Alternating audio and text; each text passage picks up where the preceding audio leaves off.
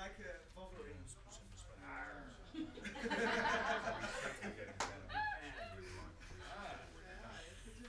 A little bit heavy. Deixa a mão fazer você deve Tem que comer vinho do mal.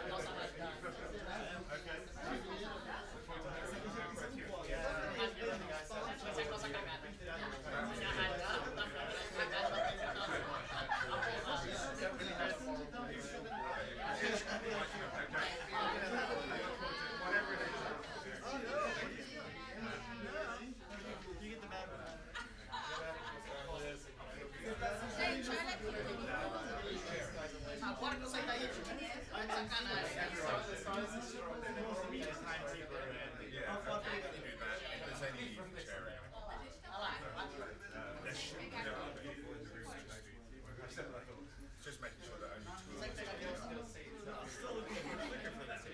They're looking for my friend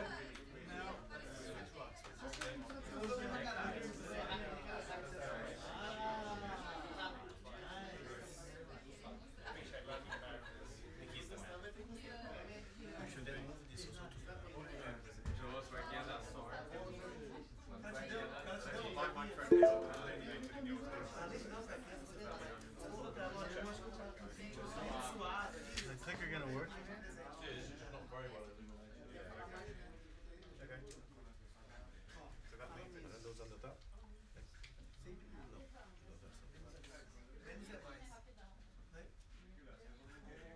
It's not into the room. So it's not into the room, it's into the live stream. Ah! Just deaf people that anyone who is listening something more stupid than that.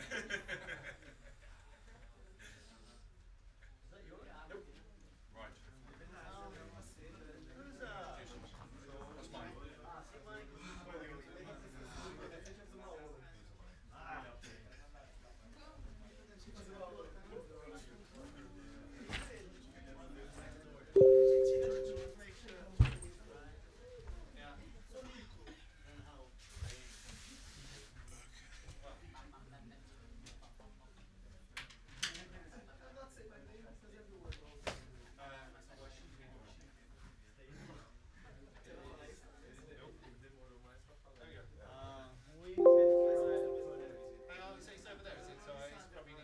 That's mine. That's what I was just testing. Should be radio. Should be radio. It's fine. It's fine. I don't think it's connected. It was working. Yeah, I think it's just line of sight, isn't it? Should be radio. Yeah, there you go. And now it's not going backwards. The back and us will stick. Yeah, well, okay, you're going backwards. You might. Oh dear, I've forgotten. Let's go back a slide. Okay. We're good to go. Are we good to go? Do we have everybody? Are we missing a judge? No, 3 judges. Ah, alright. Everyone's ready? Where's our timer, George? Oh, you've got a timer. Okay. All right, everybody, thank you. We have Brazil with us today. I was like, which room am I in? Okay, judges, you want to introduce yourself real quickly and then have a seat in the judging area. And Shane, do you want to say some words as well? So, I'm Andrew Clark. Oh, Andrew? Why do I keep saying Sham? Shane works for me. I'm Andrew Clark. I'm Director of Programs at the Royal Academy of Engineering, so I look after our enterprise international research activities, including the Little Newton programs. My name is Chris Shelley. I've ducked in and out of entrepreneurship and corporate life over the last 30 odd something plus years. I'm currently basically got my own business manufacturing carbon composite high performance wheels for sort of people like McLaren and Lotus and people like that. Nice. Good morning, I'm Roland Harwood. I'm an engineer by background, now serial entrepreneur. Done a lot of work in South America. Very much looking, but don't speak any Portuguese, apologies. But very much looking forward to your presentations this morning. Thank you. Okay. I'd like to ask everybody to mute your phones if it's not muted, or put it on silent.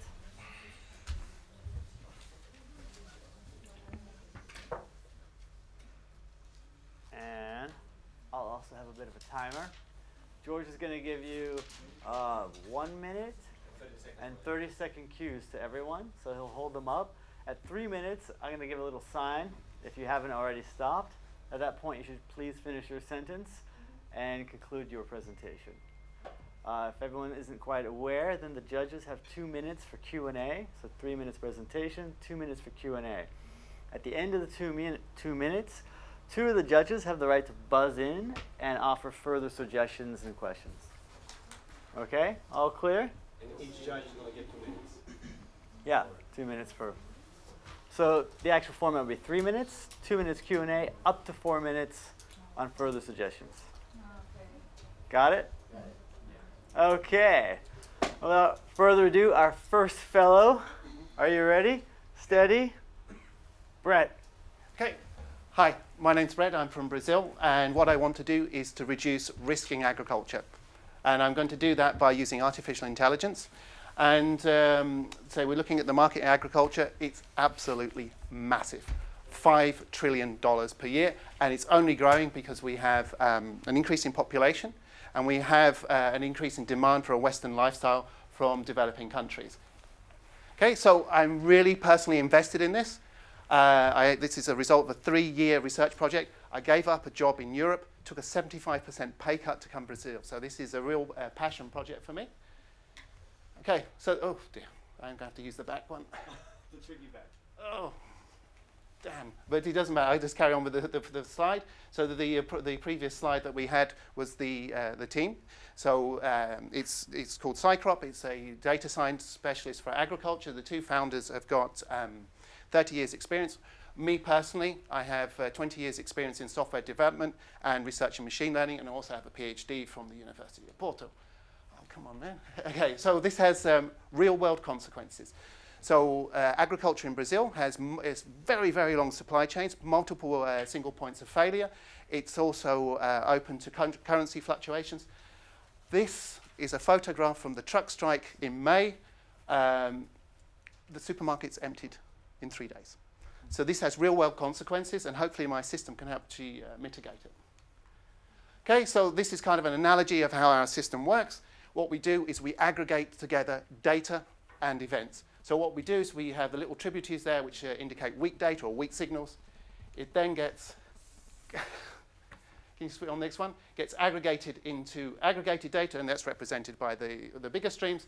And then finally goes into what we call strong data, or our data lake there. Next slide, please. So basically what do we do? Very simplistically, we offer a traffic light system for red, high risk, amber, medium risk, and green, low risk. Next one, please. We've had a minimal viable prototype tested on the commodities exchange. We outperform it, and this is with very weak data flows and a very small model.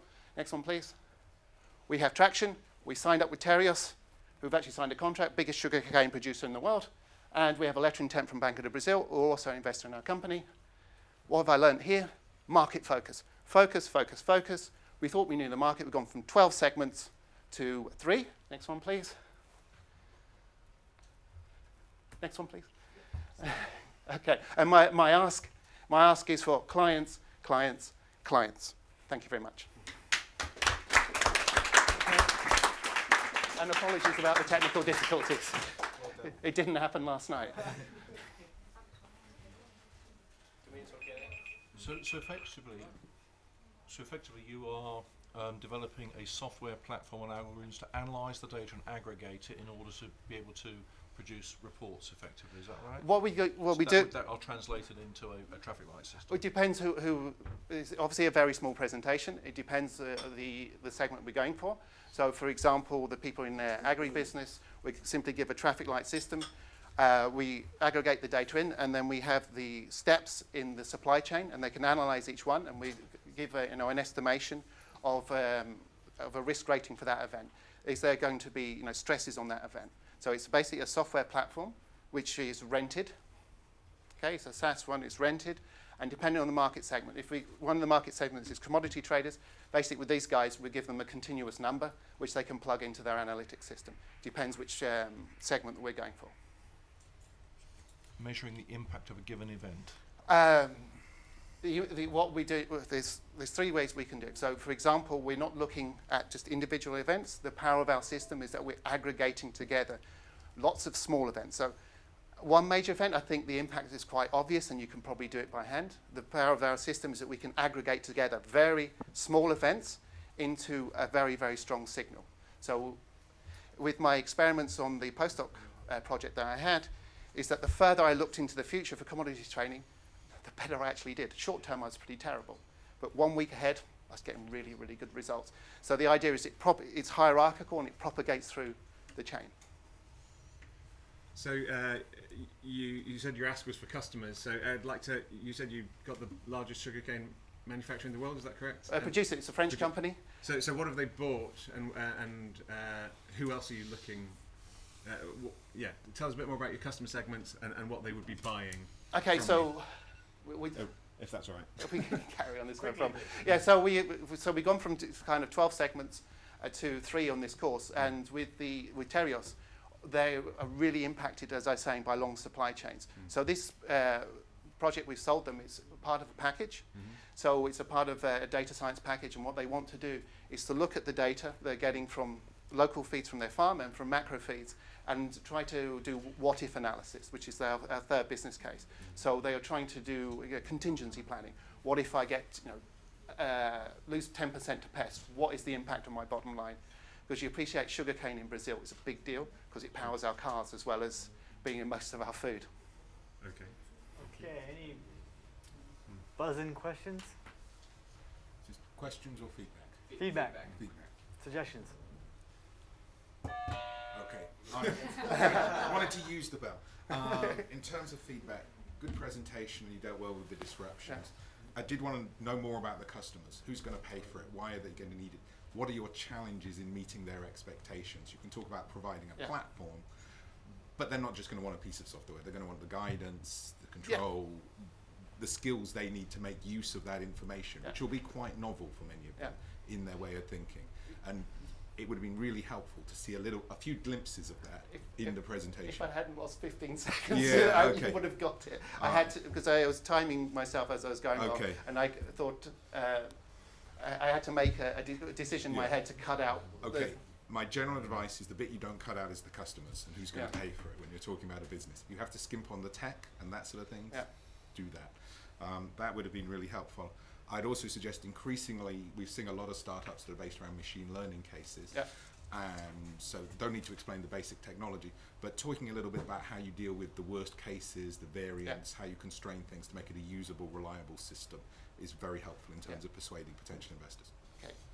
If you don't mind answer, unfortunately I didn't know the background I was going to pitch to. So I try to avoid technical detail because I guess I put half the people to sleep. One question. So, a bit of feedback. So, what wasn't clear until quite late in the Q&A was exactly kind of what you're selling in terms of what the business model it is and how you actually generate revenues and what people are paying for.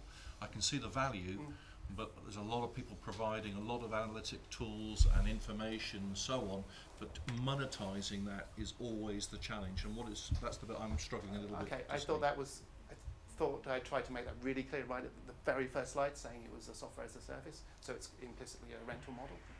So the idea is because, although you say there's lots of data analytics startups, there's none in agriculture in Brazil. We're kind of the only one really going for the risk market, and it's an open market at the moment. So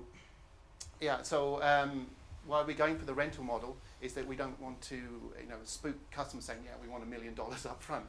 And the idea is to lock them into a 3-year contract with very high exit fees. So the entrance is quite painless. and it's not too long, then they're going to be worried they're going to be locked in with us forever.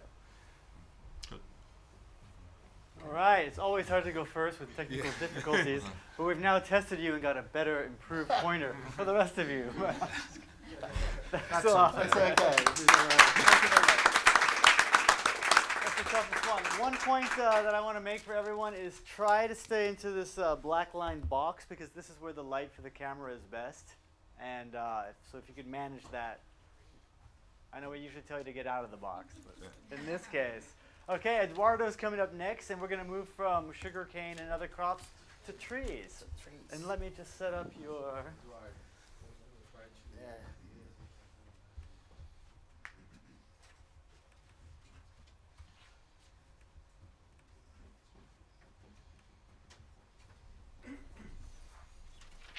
Which one? The big fat one at the bottom should push it forward, but you don't have PowerPoint. No.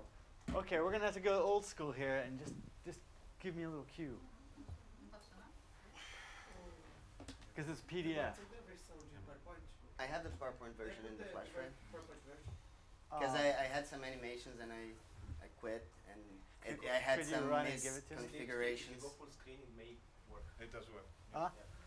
Where's the Right, first there screen? you go. Try it. Is it?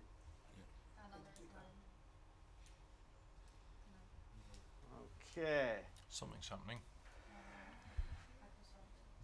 No, it doesn't work at all. You have to command that. Try now. Oh, Hey. Okay, let me just try. Okay. slightly off. Yeah, there are some hints what comes next, but it's fine. Okay, are you ready? Ready?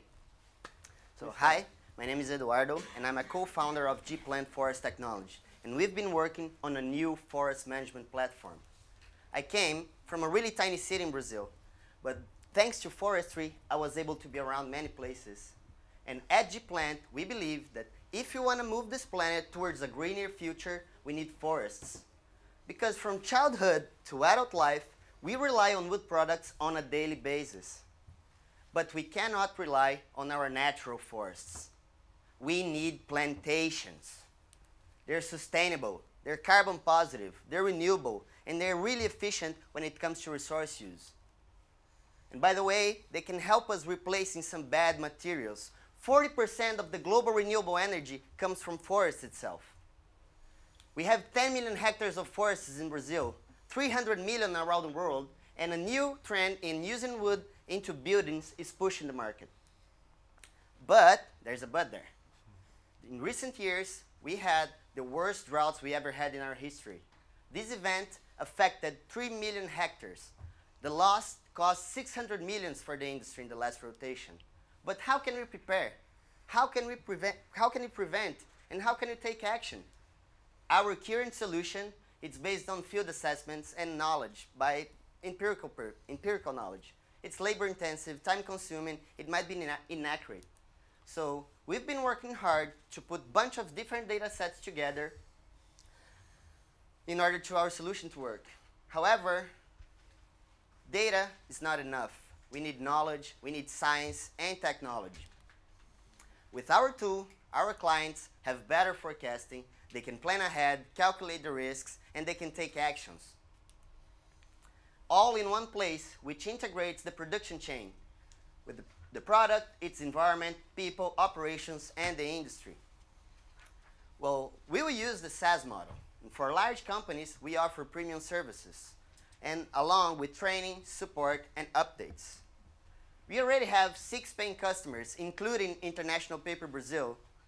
Our revenue is growing 27% a year since our beginning, and we have done this analysis in more than 200,000 hectares. We got a grant from FAPESP for this project, and we're here at LIF. And for me, it was a personal, massive development. We met funds, potential customers, and we made contact with standard agencies. And to accomplish our mission and become global, we are only asking for connections to industrial and emerging markets, such as Southeast Asia. So thank you.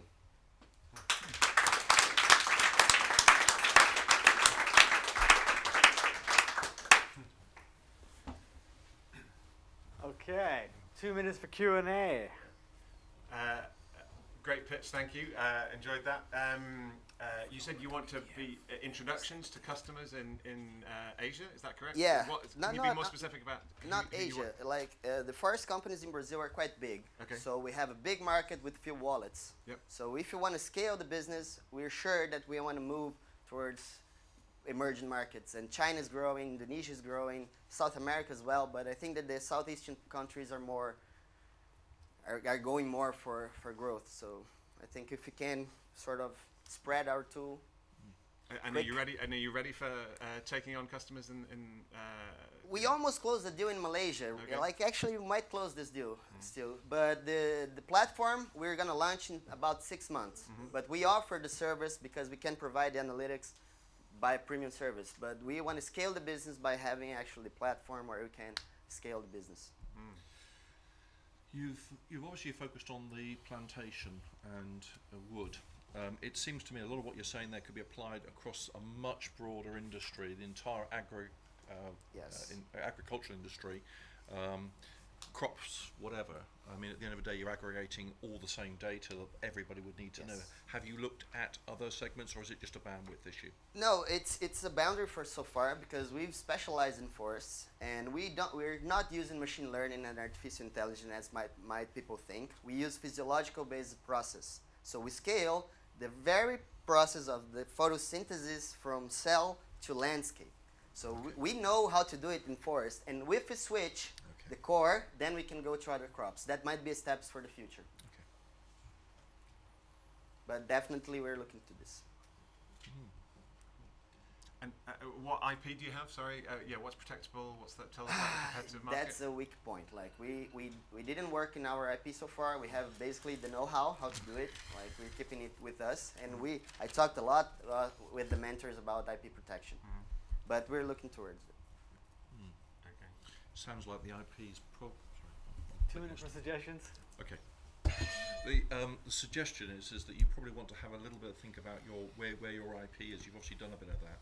It seems to me it's not so much about the technology, not so much about the analytical tools. All that's good.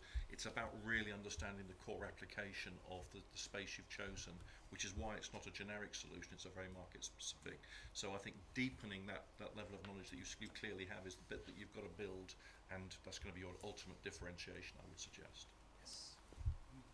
Thank you. I think I would agree with that.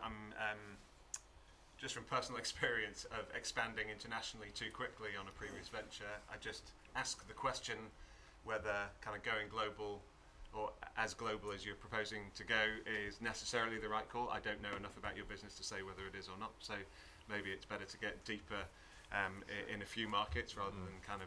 True. Having said that, I'm flying to China tonight. I can ask around, see who's interested. But yeah, I thought it was a very strong pitch. Thank you. Yeah. Thank you. Very well done. Particularly make sure about the reliability of your underlying models in those markets. You don't want to go into them with something that turns out not to be climate right, or all the variables that affects forests in Yeah, different regions.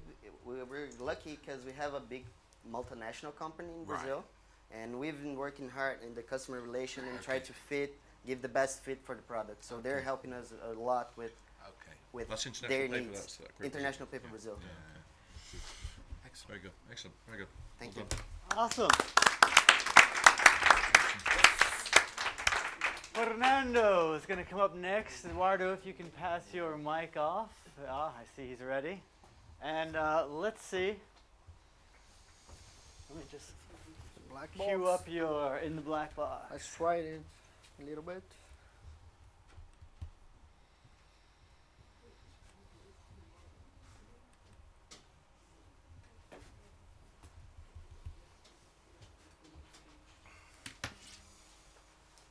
Okay, it's the big button here. It works. And he's going to tell us about biological pest control. That's it. Okay, and on your mark, get set. Hi guys, good morning. Good morning everyone. My name is Fernando Nicodemos. I am the CEO and founder at NCB. We will talk about precision biological pest control today. We are a very strong team with 15 degrees and altogether over than 70 years of experience. And to illustrate the opportunity, the sugarcane borer is the main pest in Brazil. It causes estimated losses of 1 billion pounds per year just in Brazil, and just 1% of infestation can lead to up to 240 million tons of loss of sugar. The most traditional way to combat this pest is through chemicals. The bad thing is that it kills everything in the crop. And the pest has developed resistance over the years. So it's really a bad thing. This thing is really dangerous to humans too, to manage and other stuff. The good thing is that an alternative is the biological control. It's more a sustainable way to do that. And here is where opportunity lies. You know, it's insect against insect. This market is growing 20% per year in Brazil, and the global market is estimated now in 9.5 billion pounds. What's the main problem? The main problem to make the biological control happen is that many people must walk through the group and deliver a small piece of paper containing insects to make this happen. We sold simple solutions, but all of this are labor intensive and precise. Our competitors focused on capsule delivery solutions, and they are very expensive and imprecise too. BioBot is our solution. This is the device. So BioBot delivers individual eggs, insect eggs, with no damage and high precision.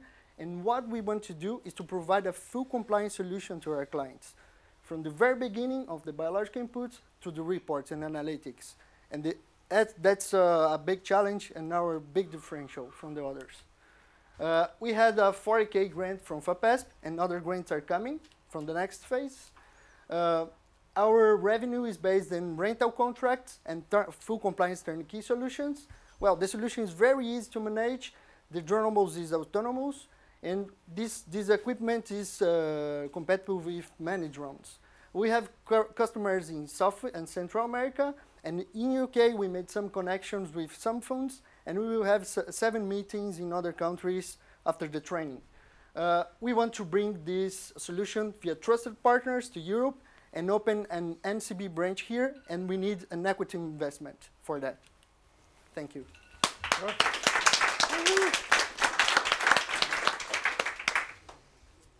What's the biggest risk in your business? The biggest risk is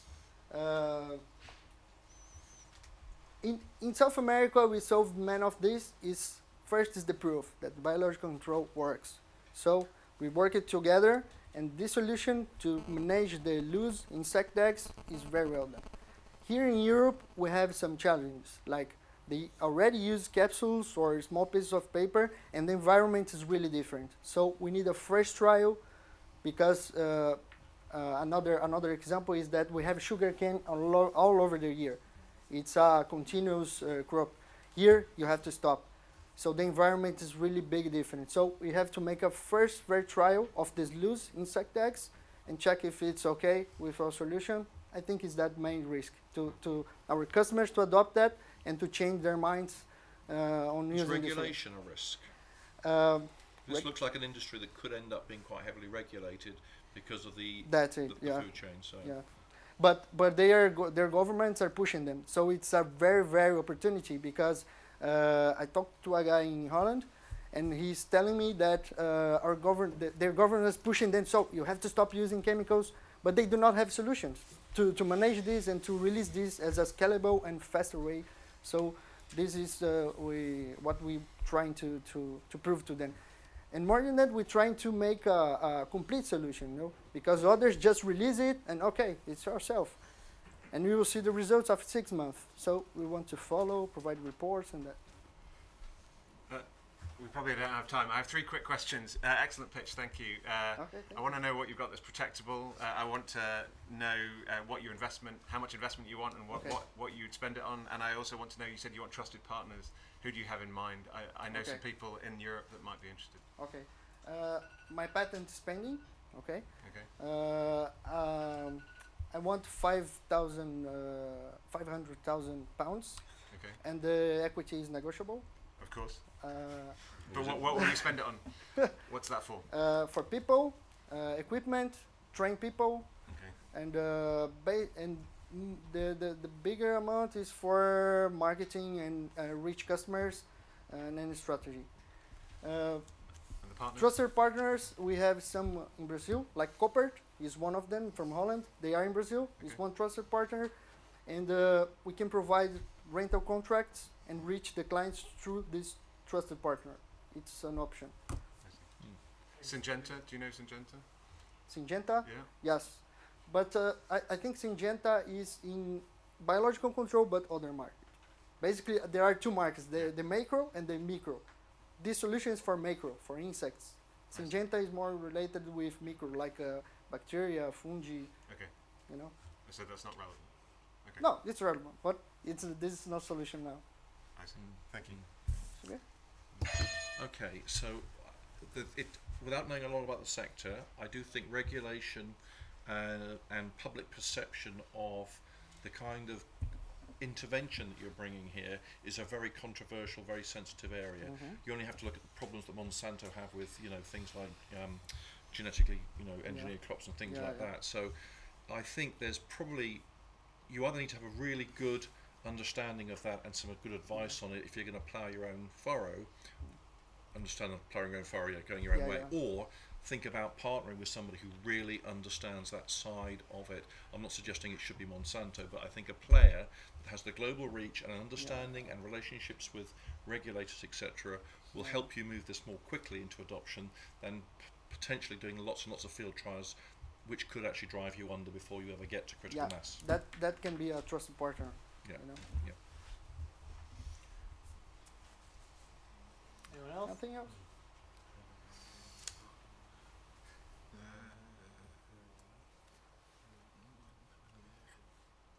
Just one suggestion. Are you familiar with Rothamsted Research here in the UK? They may be relevant. Rothamsted Research. They're an agricultural research institute. No. They may be interesting to talk to. They may be interested. Okay. I can introduce you. Yeah. Well, the UK market is other insects. So I'm developing a new machine for these insects, but it's a new step. Well, maybe the research company could help you with your regulation expertise. Okay. Thank you. Big hand. Fernando.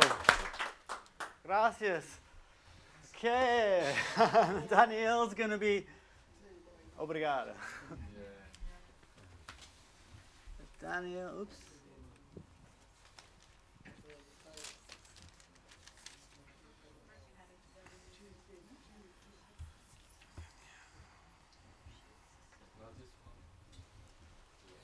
Yeah. Testing is working. There's a pointer here. Yeah, exactly. Okay, veterinary probiotics. You have 3 minutes. Let me reset and. Good morning, everyone. Thank you for your presence. I'm Nathanael Leitão. I'm from Brazil. I'm a biologist, and I have PhD in microbiology. I'm here to present today the YLive. It's a startup dedicated to develop veterinary probiotics.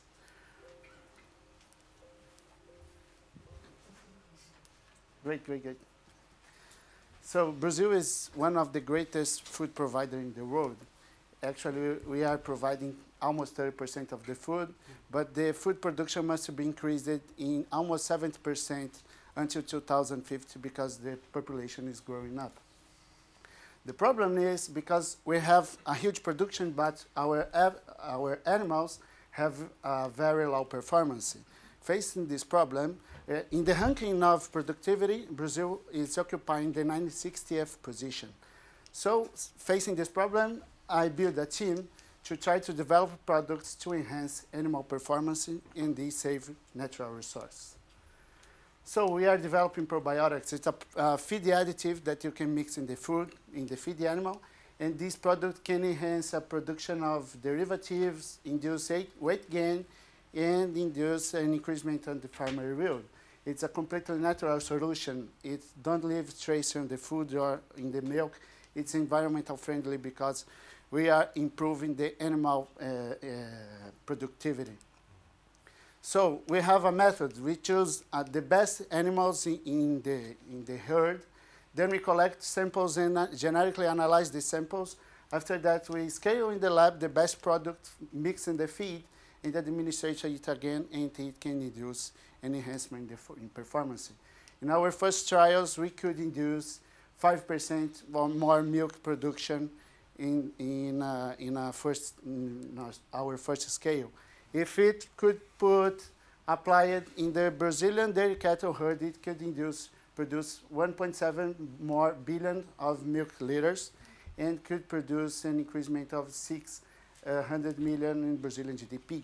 Before leave, I was trying to talk with big companies, build a plant, and I had some IP problems. And after that, we restyle our business model, and I will talk with small companies, outsource the production, and we now have a protection strategy.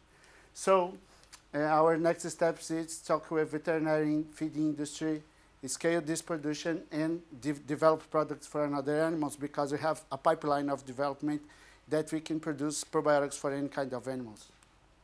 So our ask is this, veterinary companies, reach some people of the sector and invite or sponsor for the Animal Health Investment Europe that will happen in February here in London, and some contact in UK Livestock Excellence. Thank you for your time.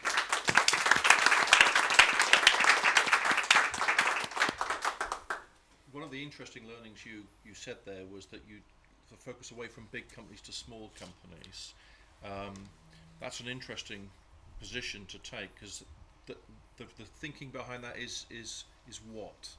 Because at the end of the day, I know a lot about the milk industry, and I've got some good contacts for you on that one, right? In New Zealand and so on, because I spent 5 years building dairies. Okay, but the issue is it is consolidating as an industry globally and internationally, and is there not a danger you could get isolated as a niche player without getting one of the big players on board fairly early? That's all I'm asking. What was the thinking there?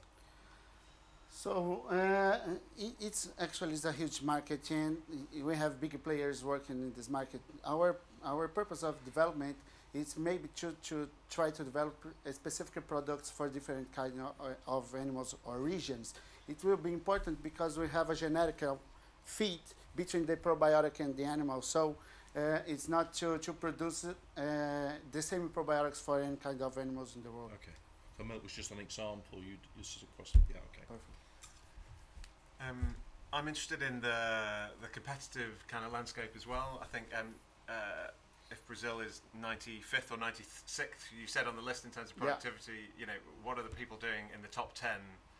You know, does this require new IP generated in Brazil? Why can't you apply existing technology that already exists in other markets? So we are occupying this position not just because they feed the additives. We have some the breed of the animal and some management in the farm, but the lack of products specifically developed for animals raised in tropical weather is very important, because, as I said, there's a genetic compatibility between the food, the feed, and the animal. So we need to improve this production, developing specific products. Just wanted to quickly ask whether how you felt about the scalability of your service. I mean, it feels like you're doing a very bespoke thing for each herd you're supporting, and that's going to require a lot of technical skills that are probably quite limited. Or are you able to automate it more? Yeah, it can be automated. Actually, we need a lot of data, because with this data, we're analyzing the microbiota. So with this data, we can automatically develop different products with different purpose. So we need more data to create a big database to develop more products, and maybe we can customize even more our product. So, but actually, we are trying to develop a product to our conditions in this moment. Thank you. Send me your email address. I've got some ideas for you. Okay. Contact @wildlife.com.br. Yeah, I think there's a lot of interest in this whole issue about herd yield, and it's a massive issue, and trading that off against animal welfare. There's some pretty big yields, but there's some pretty bad behaviour in the supply chain as well, and it's getting the balance right. I'm thinking China. Okay, great.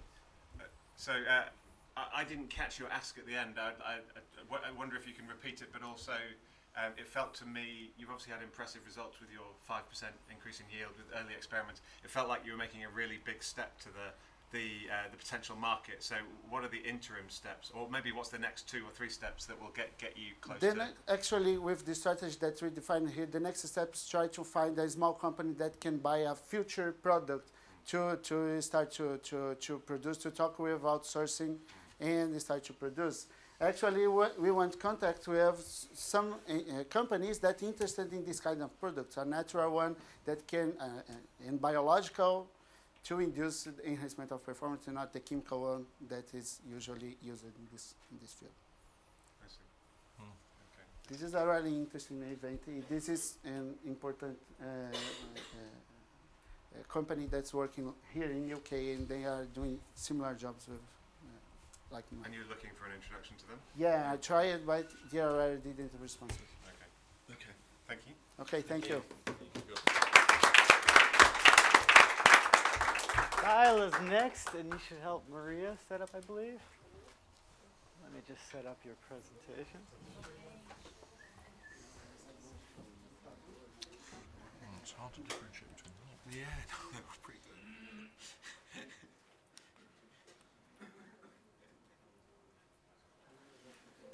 Give it a test.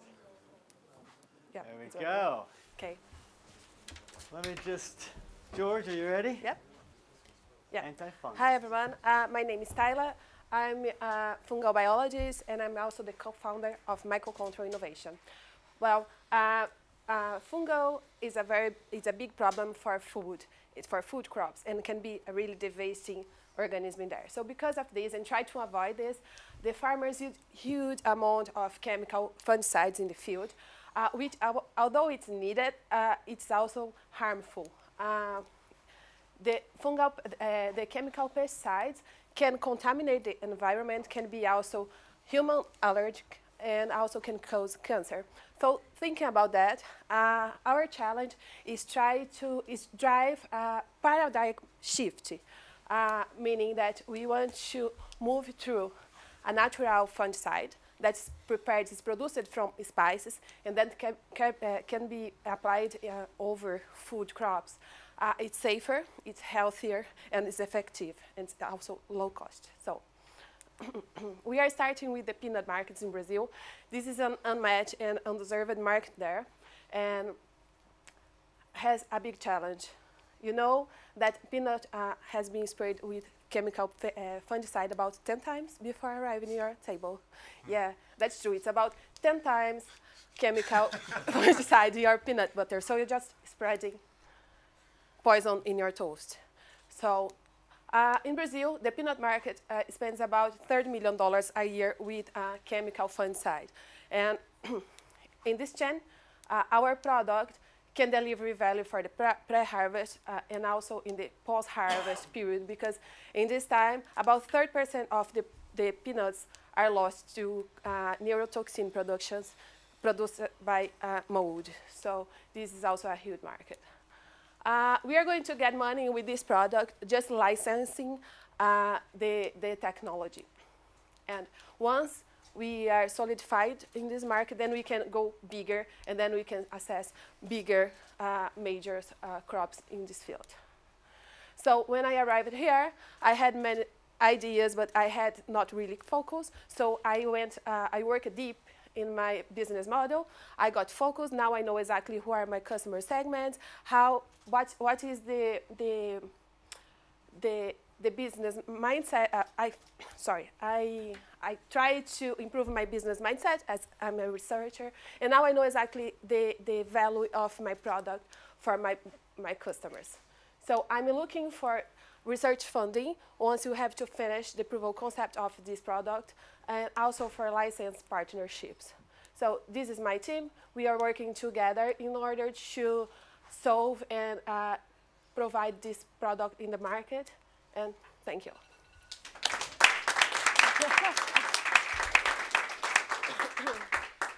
What wasn't entirely clear to me, how are you actually delivering the antifungal service? Is it just a different formulation of something? Is it, or what is it? Yeah, normally what has been done, it's working with chemical compounds Yeah. and then producing chemical fungicides. Right. In my case, we are using natural compounds. Right. So it's completely natural. It's organic It's one. still applied and delivered in the same way, but with the Yes, same it's also product. pulverized, but it's natural, so it's no toxic. What about the manufacturability of your product at scale? Are you confident that you can produce it in the vast quantities that will be needed for full commercialization? Yeah, we are assessing a small market, which peanut market in Brazil. This is why we started from this market, because this is small.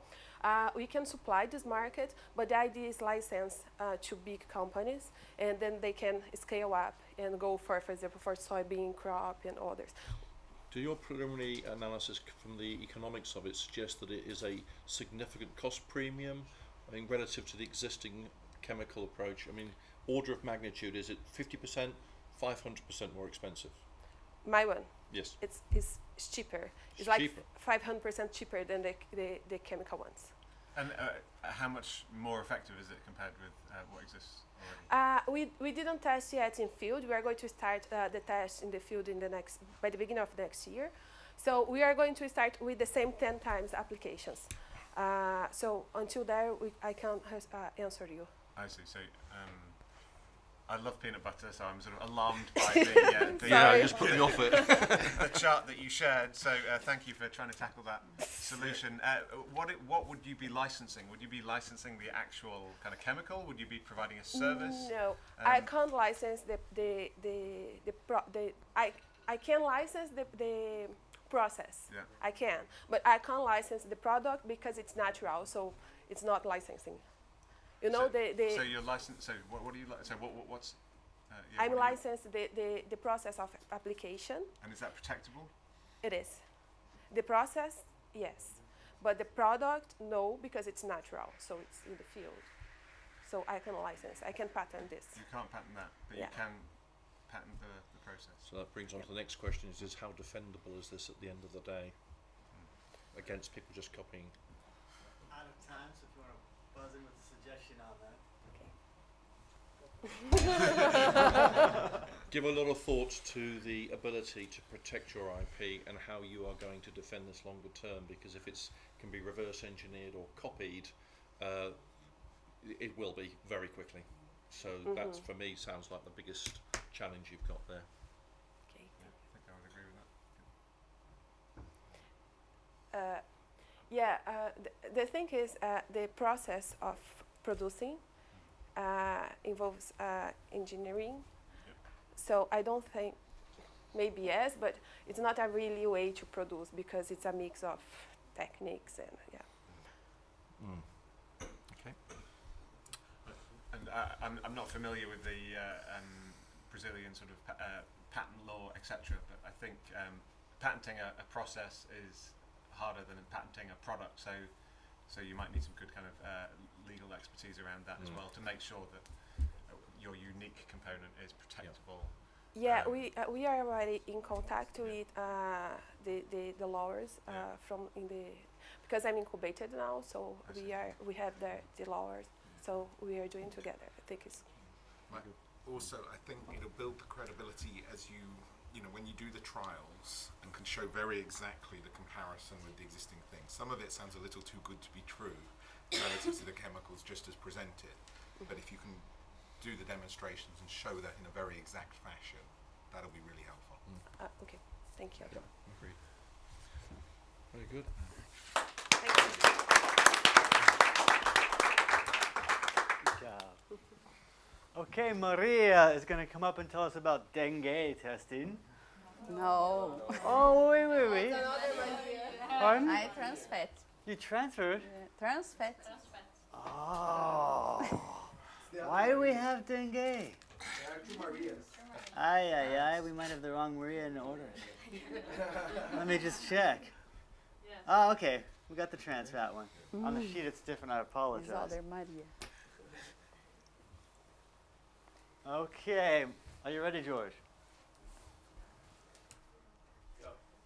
Good morning. I'm Maria Cristina. and I'm from Noviga. It's a food ingredient company.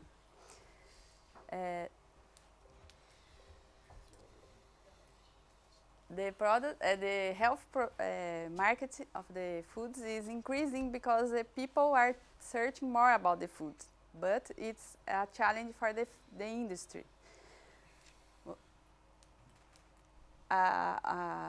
One challenge is the trans fat. This fat kills 500,000 people every year around the world. Then this must be banned, but it's not so easy to do this. Then in Brazil, I have a high temperature. Then the alternatives that it has in Brazil to this is not possible to be stable. Then you have a lot of additives to use, and it's not good for the marketing too. Then with my 20 years experience in industry and the university, I developed IIP product that is called a magic powder. Then you put this powder inside the trans-free fat, and this becomes stable with a high temperature, increased texture, reduce time of production, and can be used in a lot of kinds of fat and no heavy additives. Then it's a very good solution for the industry. I have a pilot customer that started with the biscuit, but the market is with the fat is 2.2 million tons per year. Then we sell my ingredient with a partner, and a projection to be 0.5% of the marketing in 3 years. Here in Leaf, I improve my skills, business skills, and learn about marketing and the partnership. And with the knowledge and with the experienced team, we solve my challenge, that is a renegotiation patent with a university, find a partnership to produce and sell for me, and with a grant I can start the pilot tests and start the production. Thank you very much.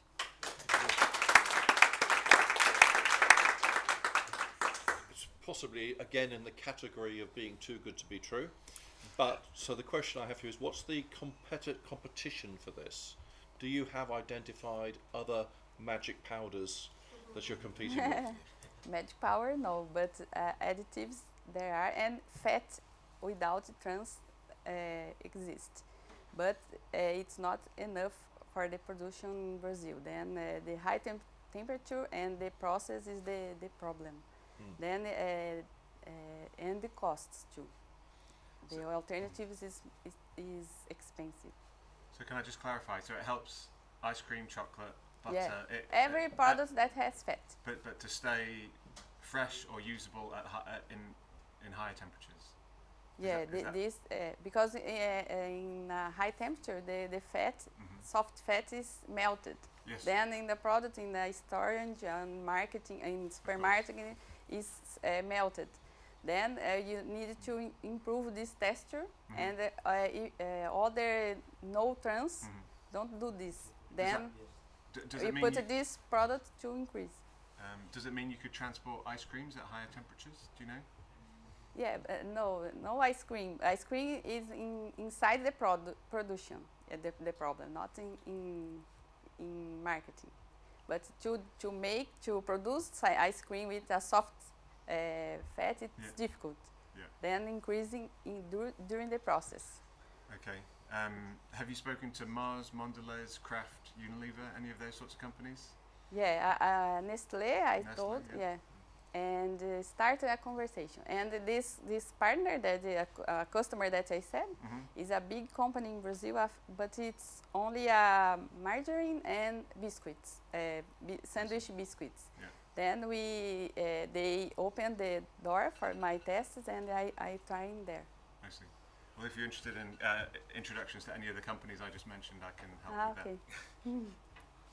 Thank you. I think they might be interested. Yeah, and have the can I? We should buzz in at this point, though. And it's just fun to push it.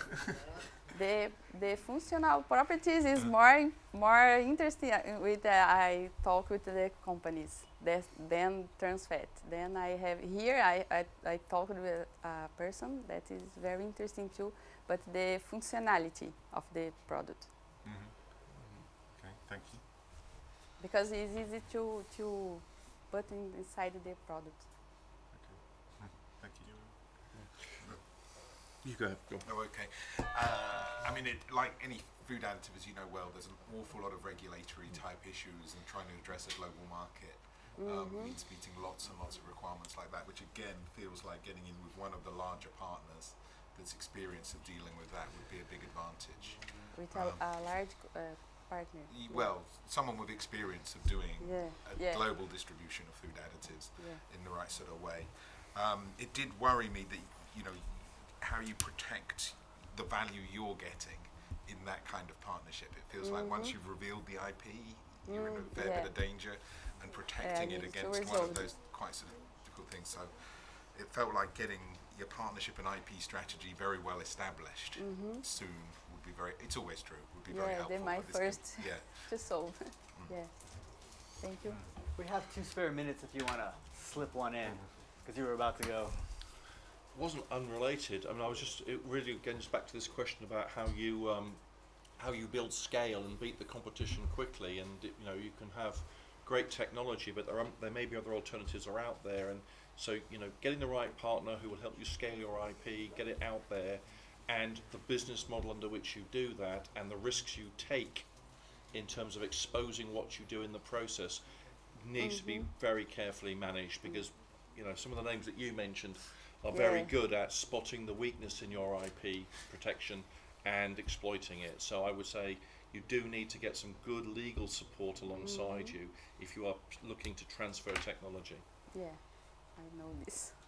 My first pain. All right, open it go. Shayla, where's the clicker? We're going to make sure this works first, as per George's suggestion there.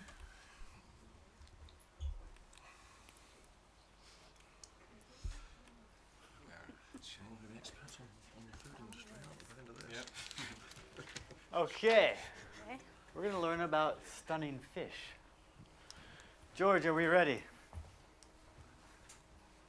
Okay, good morning. I'm Dr. Sheila Vargas. I'm a co-founder of AzureTech, a Brazilian company that aims to improve technology for aquaculture. As a veterinarian, dedicated the last 10 years working in and improving quality food production and reducing the animal suffering. So I'm here to show you a stunning solution for any farmed fish. The fish slaughter is a 2-step process. The first one is the stunning, where the animal should be immobilized and painless. And the second step is the death by bleeding. Currently, the fishes are stunned by hypothermia, which is an inhumane way to do it because it promotes prolonged suffering and also produces less meat, poor meat quality, and shorter shelf life. Our solution stuns fish with electronarcosis. And what is electronarcosis? It's an electric current that passes through the fish by these electrodes, able to promote stunning in 4 seconds, so reduces the suffering, also produce higher carcass yield, that is the amount of meat that we can take from a fish, and also a better meat quality. This solution will work for any size and any shape of fish. As Traction, our project is in 15% of the projects selected for a grant in Brazil and to AT&T. We also had a prototype that shows that electrical stunning is the most effective way to stun fish. And we also built a partnership with a company that has long experience in poultry stunning, so they can scale our solution. Our customers are the fish processing plants, mainly in Brazil and mainly in South America and Asia, and the total addressable market sizing only in Brazil is over $170 million. Our business model has as revenue stream the pre-slaughter management consultancy and the sales or leasing of the electric stunner. My progress here is that I had a better understanding of language suitable for business, and also how to connect to people being direct, and how to connect my body to my feelings. So my next step is to build a prototype and install them in a processing plant. So if you know how can I get grant for this, if you have connections with people in the aquaculture sector, or even if you have $500,000 to give me, please let me know. Didn't bring the checkbook. Thank you so much. There you go. The obvious first question is the technology looks very clever. The question is it defendable, and how do you defend it? Because it doesn't look to the naked eye as a complex technology. It looks more clever, and the question is if clever can be copied. So how do you protect it? Yeah, we must protect the electronic components of the stunner, because the main challenge is to build an electronic component where we can adjust frequency, voltage, and amps, and it can work for small fishes, big fishes, and it depends on the anatomy of each fish. So if you can adjust for any fish that you're going to slaughter, this is the great secret. Right.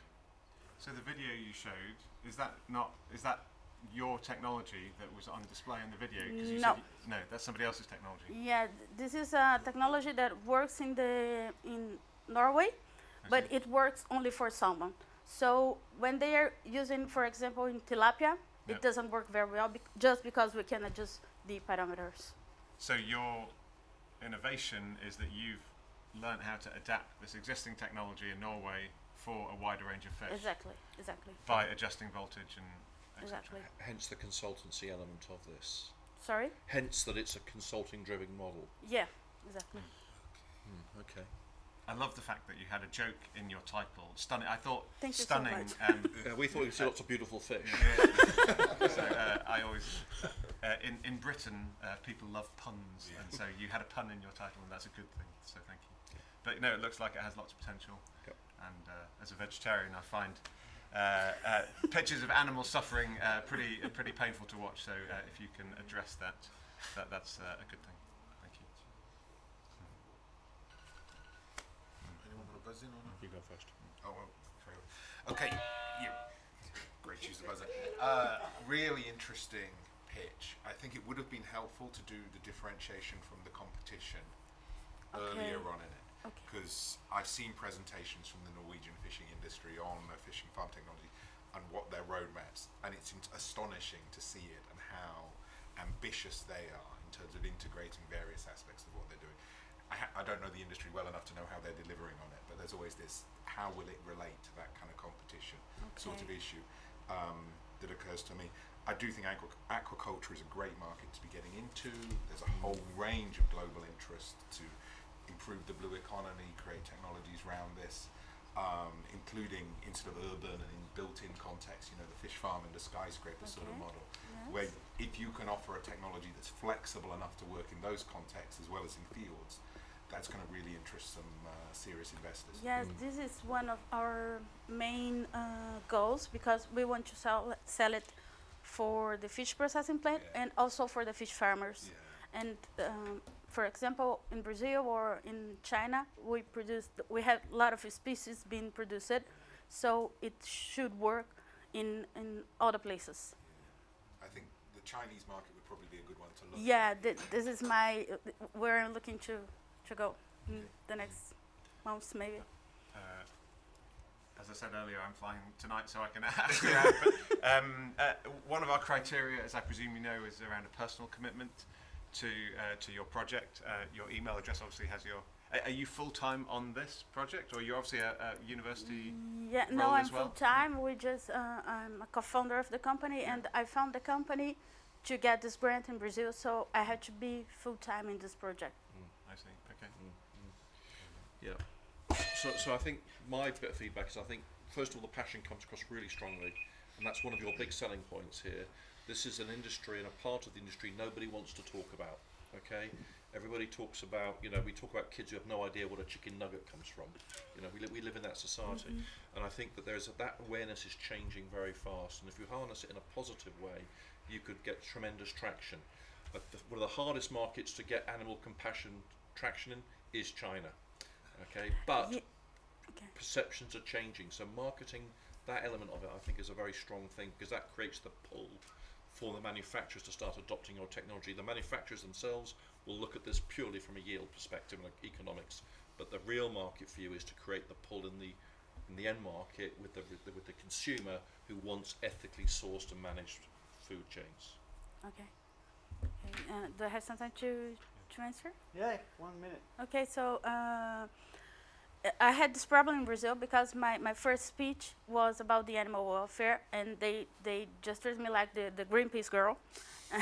And now I understood that in some places, like South America and Asia, my speech must be about the carcass yield that I can improve, that they can get more meat from the fishes. And these are the numbers that I'm trying to get.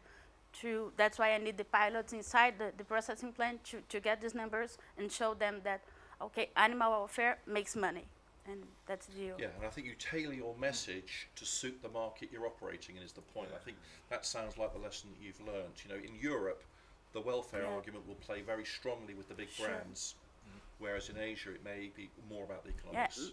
But it's all changing. It's all up for grabs right now. Here in UK, I also applied for a grant here in UK from the Human Slaughter Association, and they are giving us, I think, £1 million to develop if we be selected. Fantastic. Okay, thank you so much. Very good. That's awesome. Everybody, we're going to have a short break now. It's a 20-minute break. We are halfway through. But a real quick question. Can you all look at your phones real quick and see if it says 11:21 or if you got a message either from the police? Yeah? Are you on 11? Yep. Everything good? Oh, well, we have one of the fellows who's trying to hack our network to show how his technology works, because he does cell systems in remote areas.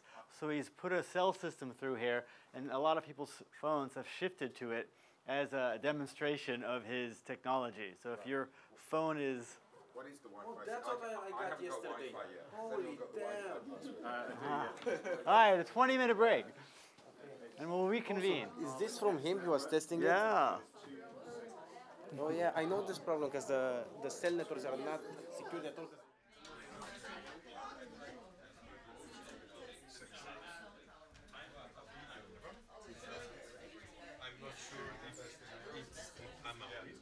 I'm not sure if it starts automatic. When you put for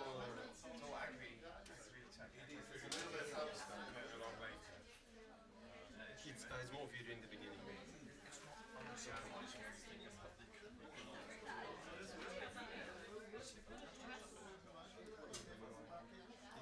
Start again. Yeah. This is the video. Yeah. Yeah.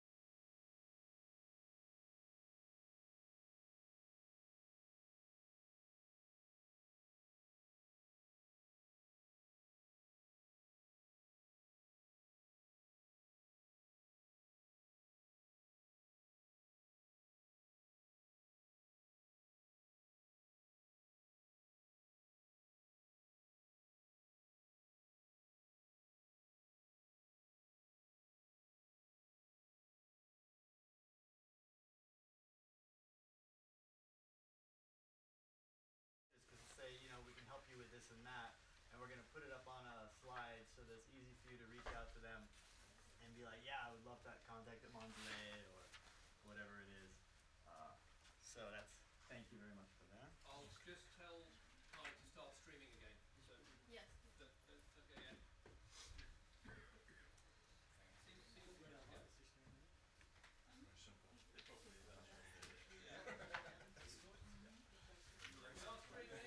Okay, and now we have dengue testing, which nobody wants to get. So please, 3 minutes, take it away. Oh, good morning, my name is Angelica. I am R&D manager of Vama Diagnostic in Brazil. This company has 25 years experience in developing and producing diagnostic tests for infectious disease. Now we are working on improving our current blood test for dengue. So dengue is the most important disease transmitted by a mosquito in the world. It affects 400 million people every year and kills 20,000 people. The available tests that we have now, if you are living in a big city, you can go to the big laboratories and do a molecular biology test. It is really accurate, it's complex, but it's complex, time-consuming, and it's take a long time to complete. But this is not our reality. We live in a poor country, so it's really important to have a cheap test, user-friendly, really fast, but the problem is they are not accurate. So we are working on a solution to improve this new test, that's this one, to make more accurate, user-friendly, cheap, and fast. As Brazil is a really big country, we have distributors all over Brazil, so we can sell to them or do direct sales. So we sell to clinical laboratories, hospitals, we also sell to the government, and we can also sell to other IVD companies in white labels. So this business model is based on our current test. So the cost is 0.141 pences. The sales price is 1.22. Our margin can vary between 30 and 50%, depending on the client. And our sales volume is 300,000 tests per year. We estimate to grow 10% every year. These numbers is based in a low year. It can increase 4 times during an outbreak. So the team is composed by me and by Jessica. We have 15 years in experiencing together developing rapid tests in Brazil.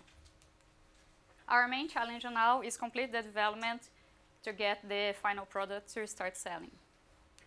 To do this, we are asking for a grant of £200,000 to complete that will be expanded in these 4 items. During the LEAF program, I could go out of my laboratory environment and learn more about business skills. So now I learn more, I could understand more about finance, investors, and other things. Thank you very much. So, just a big picture, what is the structure of the organisation that you're involved with, and where do you sit in it? You said it's been around for a long time, yes. And it's how big is that company? My company in Brazil has 150 employees. Yes. And we have another facility here in Switzerland doing just R&D. Yes. And we have another company in Paraguay just for production. We are finalizing. Okay, so the money you are looking to raise, why can't the company fund it? Yeah, my company now is Brazil is passing for a bad moment now because we are changing the government and our currency is quite low comparing to the dollar. So, and all our products need to be imported from other countries, so our margin is really straight right now. So all our efforts of money are putting on our production. And now I'm trying to raise money to put in R&D. So you, I was struck by the fact that you said the sales can quadruple when Yes. there's an outbreak. Yeah. Do you have the manufacturing capability to service that if there were an outbreak Yes. tomorrow? Yes, we have. Currently, we are selling to the government syphilis rapid test during this year. So we produced 12 million tests this year just for the government, besides the other Brazilian tests. government, Yeah, so we have capability. And have you I'm just curious why grant funding is the right way forward rather than other types of funding. And have you spoken to the likes of the Bill and Melinda Gates Foundation or any of those? No, I didn't. I heard about this possibility here in Leaf. So when I return to Brazil, I will start this conversation with them. Okay, you already have a connection there? No, I don't. Do you? Well, I've met people I can ask, but I don't know them very well, but I can try. I can try. Or Wellcome. Yeah. The Wellcome Trust, I think, would also be interested. Oh, really? Yeah. To me, it strikes me, I mean, I have to be honest, I can relate to my son's had dengue, so I know exactly really? what it is. So, what I was going to say was it seems to me that this is very much something that should be pitched at the government level, or, you know, sort of the NHS, or the NHS of the Far East, Indonesia, places like that. I mean, it seems to me that the government bodies should be embracing this, because at the end of the day, there's a big, to be frank with you, there's a big economic impact or benefit to this. Yeah, and actually, and a health benefit, obviously. The UK Department of Health is just in the progress of setting up a program that's going to be a partner of the Newton Fund.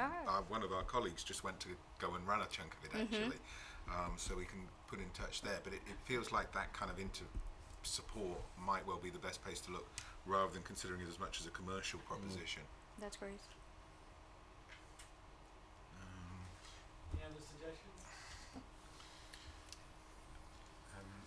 It's a very strong presentation, very clear.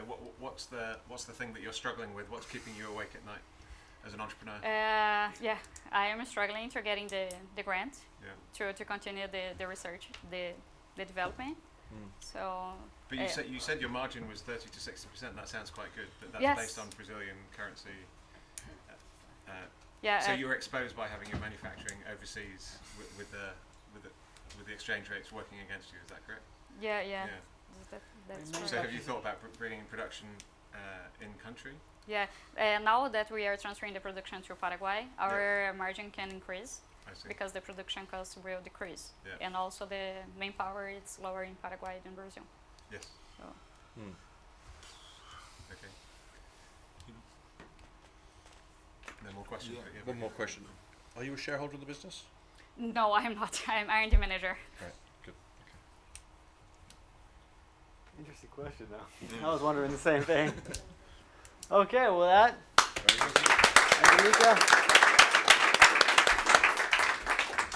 Up next, we are going to have Sweeky. She is going to. Why do I have so many?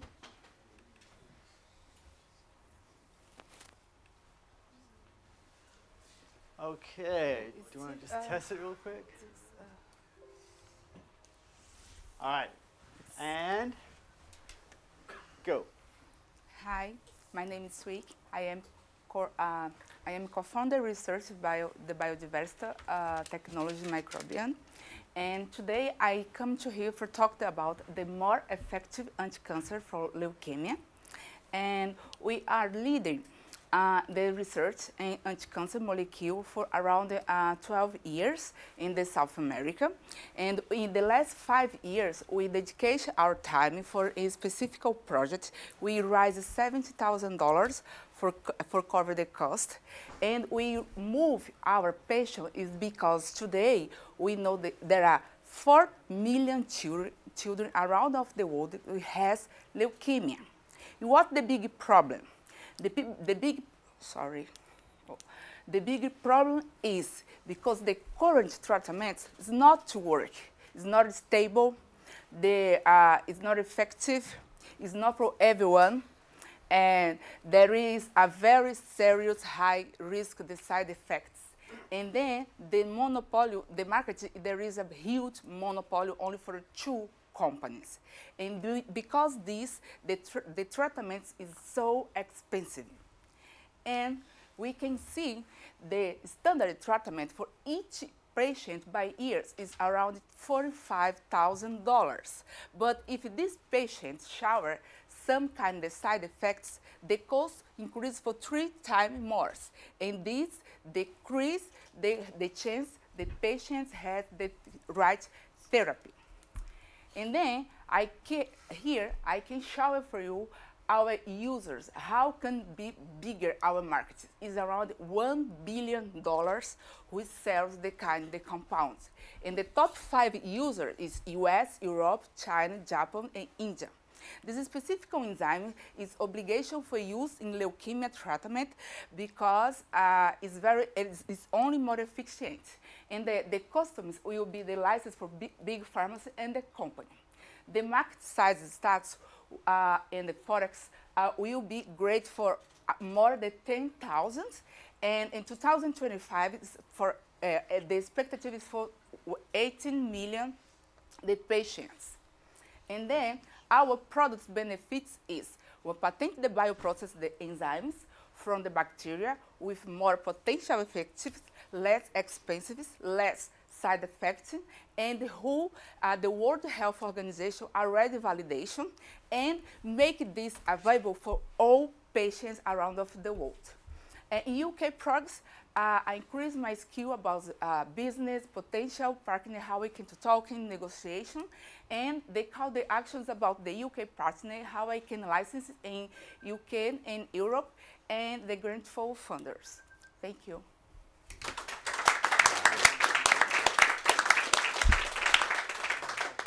That is quite a presentation if you think about the implications of what you've just talked about.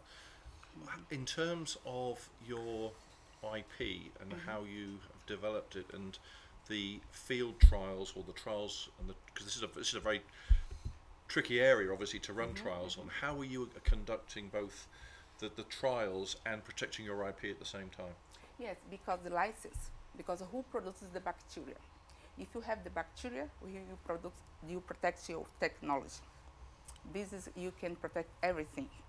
Because who produces the enzymes was the bacteria. Bacteria will be your biofactory. And how we can this work? I can license, I can give the authorization for use our bacteria because this is a new space. Only my company has this one because I go to the network in isolation. And we show for the biopharmacy and we give the license and authorization for producing and move on for all our regularization and clinical trials. And that is protected, is it? Yes, yes. With now, what? the next 2 months, our IP are almost ready for this. The next 2 months in Brazil. Right. I make it first in Brazil. So you do. So you're doing what patents are you here? Yes. And have you got a PCT being filed with that? Yes, yes. Okay. You said it was potentially more effective. Yes, yes. When will you know? How will you know if it is more effective? Because or is the key value proposition around the safety and the risk and the other? Yeah, because the previous clinical tests show it.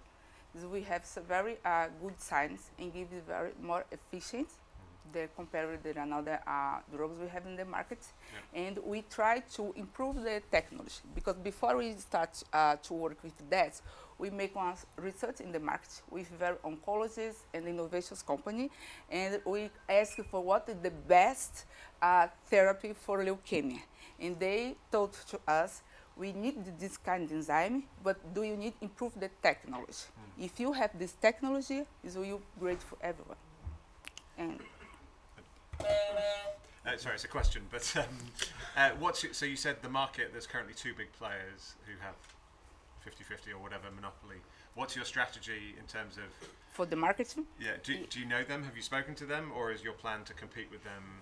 No. What's your strategy? I have 2 strategies. Yep. I have to come to these guys because these enzymes produce only for bacteria. And these guys, there are only 1 bacteria because it's very hard to find that. So my strategy is look the door and show our proposition because they has around all way for to produce that. And I can show it to that my product and give it some exclusive to the market, but no whole exclusive of the world.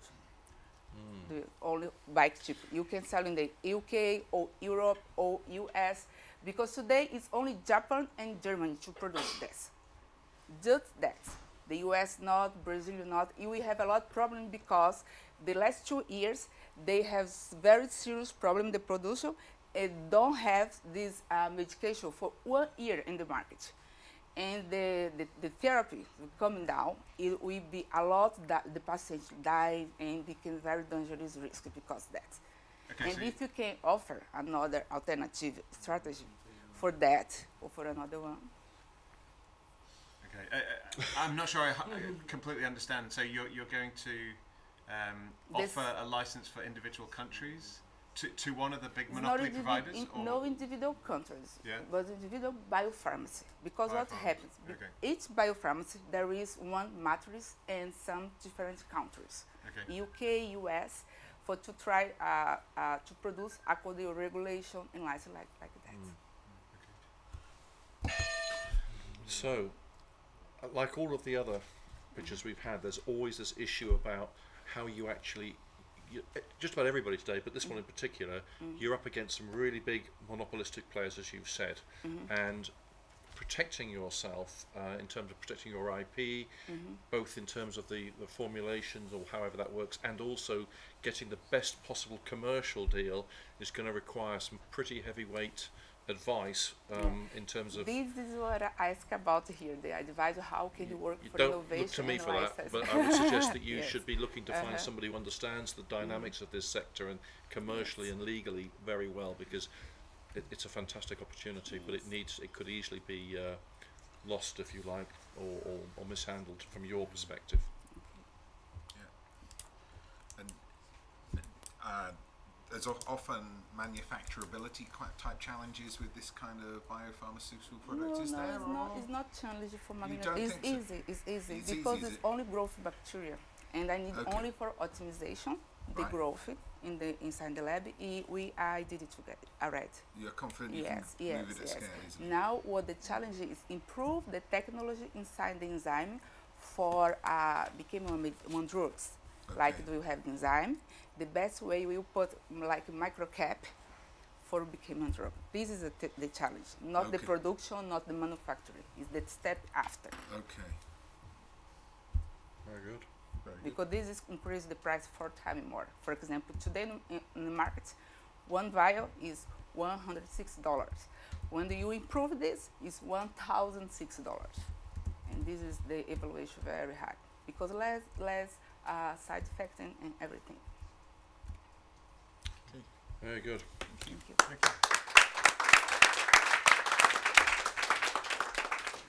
A lot of interest there. We used the entire time. Always good to see. Daniel, you're going to tell us about bone regeneration, are you not? Regenerative bone. Why? Why? Why can't I? There we go. All right.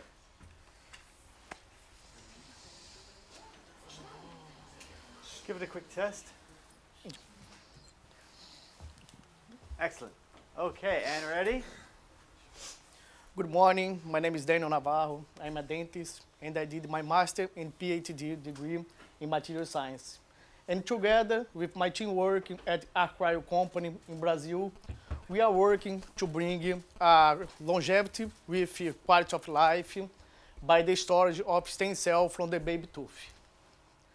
This is an inspiration case we have there of cleft lip and palate, which happened with 1 of 650 newborn in Brazil. Today, the procedure is you need to remove a bone material from the hip for you feel the alveolar bone defect. And this second procedure allow a lot of pain and maybe an infection in this local. And now we bring here, we already have a stem cell therapy that we can see here, the bone where the therapy will provide a bone regeneration after 12 months and the canine tooth eruption. This is amazing. And the results also of the stem cell therapy have a lot of advantage when we compare with the gold standard. And the better, in this case, the big reward is the big smile, the face, and they can go to home the same day of the procedure. But unfortunately, this is a stem cell therapy personalized because it's all stem cell. But now we are providing, we are developing a new product that is a product off the shelf and sell free to be for treating any eligible patient for burn repair. And we work first with focus in the Brazil marketing. We have Brazil market of dental bone grafting. We have 50 million, and we grow globally. And in these 2 weeks, we learn not only the focus in the marketing, but the importance of the connections and the communication with the dentist, because the dentist can be the influencer with other specialized dentists and with the hospital and the dental clinics too. We already have a grant from FAPESP, that is a governmental bond, providing them, and we complete the phase one, the proof of technical and commercial feasibility, and now we are submitted for the phase 2 in the next year for the preclinical test with small and medium-sized animals. And we are looking for connection and partners to accelerate our clinical trials, regulatory process, and distribution in the marketing. Thank you.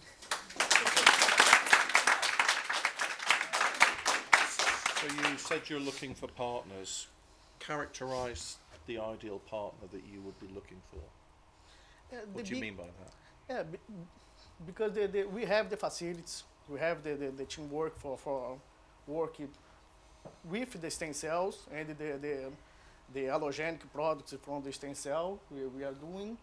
But the big problem is the regulatory process. We need to accelerate this. We are working together with the FDA there in Brazil, is the Anvisa, and everybody is working for, we bring this type of cell therapy or cell-free therapy. And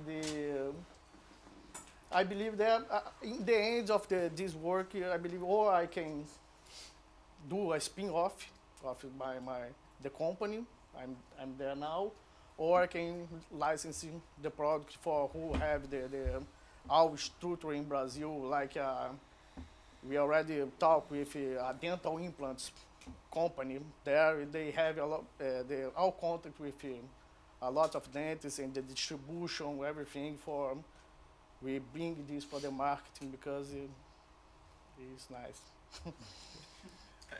Can you just describe again what the solution is that you have developed? I didn't quite understand it. But No problem. It's the first, we have the technology for stem cell therapy associated with the biomaterial for improve the biological response. But the stem cell today, because the regulatory can be the same of the children, baby tooth or the adult tooth. And now we are producing from the stem cell allogenic products which can use in other people's, and we grow the marketing and scale up the material too. So is cleft lip just the first application, and there would this is one application. This is a worst case we can show is a big defect, and we recuperate with the high quality of the bone because the tooth eruption there in that place without bone before. And but the idea is with the second phase we have allogenic we can use for any case, but we will be a super prime product, I believe. And have any similar allergens made it through the regulatory process for a dental or similar application yet? Because for dental, I didn't see yet. We having that orthopedic is another, in the bigger market. We have the BMP, but BMP have a lot of side effects, like grow a lot of bone, but have side effects. Sorry.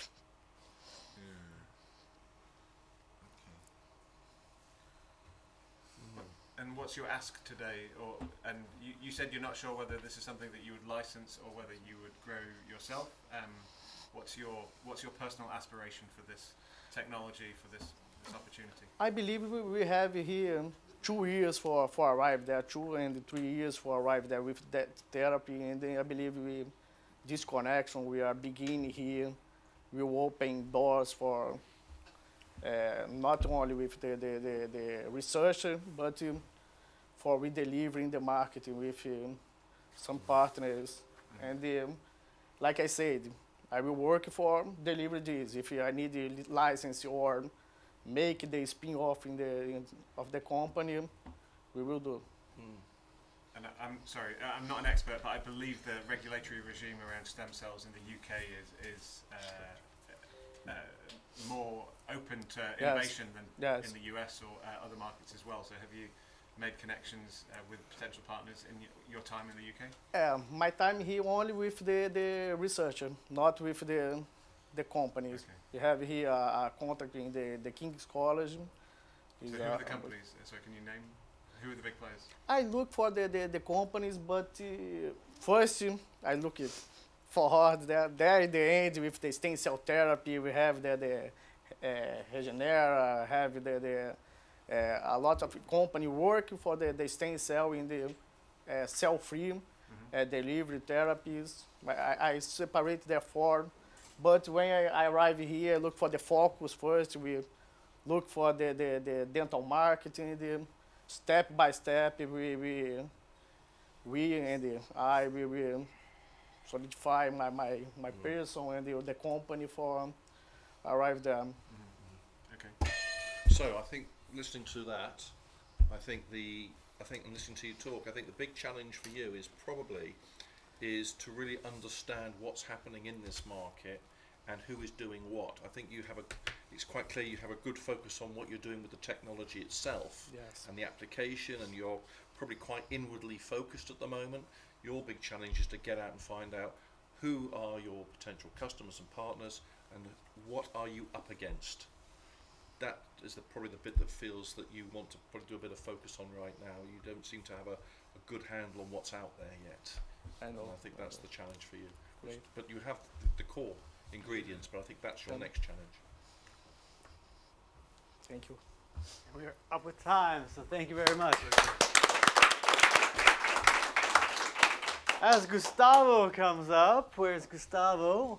One note for all the fellows, we now have Andrew, Chris, and Roland's contacts on a doc, on a Google Doc, and it's all there for you as well as the other judges. So you now have your way to reach out to them.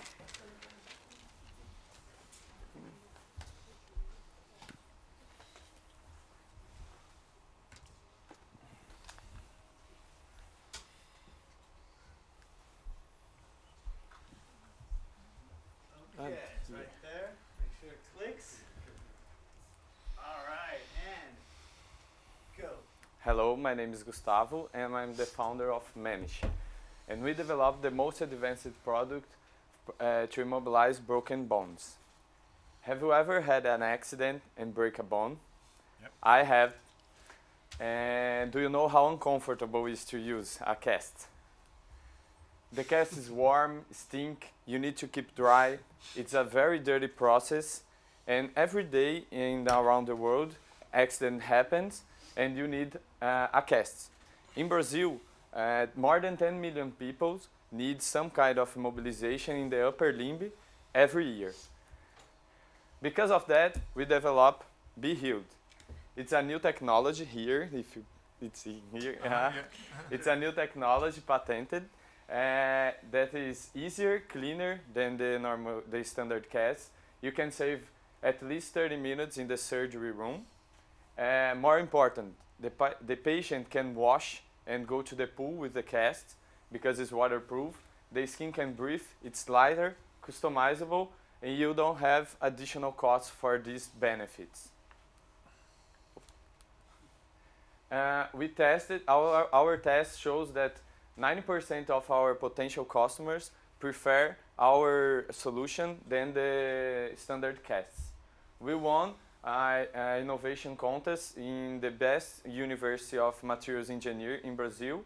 We were interviewed by the biggest news channels in Brazil, and we already have $40,000 in grants, and we expect to receive more, $250,000 next year.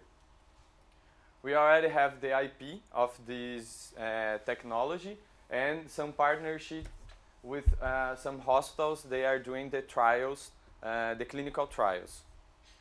I am experienced in developing materials, and I had worked for one of the biggest companies in the world, and I'm building a team for grow this technology globally.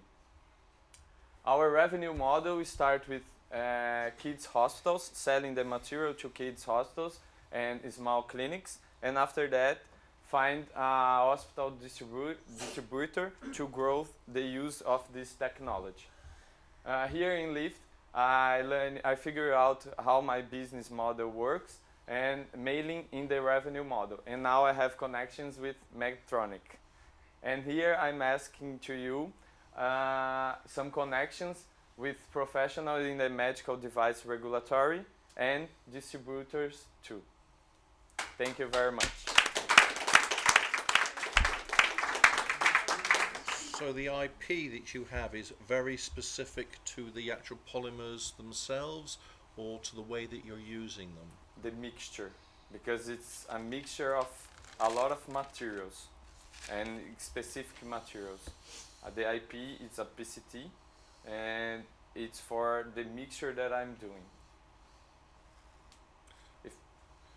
Do you have a identified other solution that, I mean, this sounds a very compelling opportunity. The question is that this, you can't be the first people to look at this. Yeah. What other innovations are there out there at the moment that would be trying to solve the same problem that you've had a look at? Yeah, I have a competitor in Belgium. The price is 2 times my price, and actually I'm trying to contact to see what we can do. And we have this kind of product that you can 3D printing, so they can't. This is a very effective way for specific issues. So you actually form it on the hand when you actually do it. So yes, it's formed like in situ. this. Yeah. And you have softs and rigid ones, and you put in the water, warm water. We are trying to taking out the water, because for surgery it's better just heat, and you put before the surgery. Like to wrap on like this one. And is it breathable and breathable because of this? Let me show you. It's better. In some cases, you can put a lot of holes to make the skin breathe, like this one. Mm. And have you conducted clinical trials, or have you?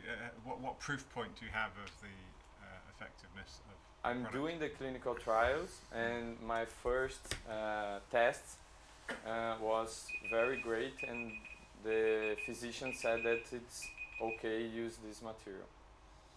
Okay. And do doctors need and physicians need any additional skills in using it? Yeah. This is my risk. Yeah.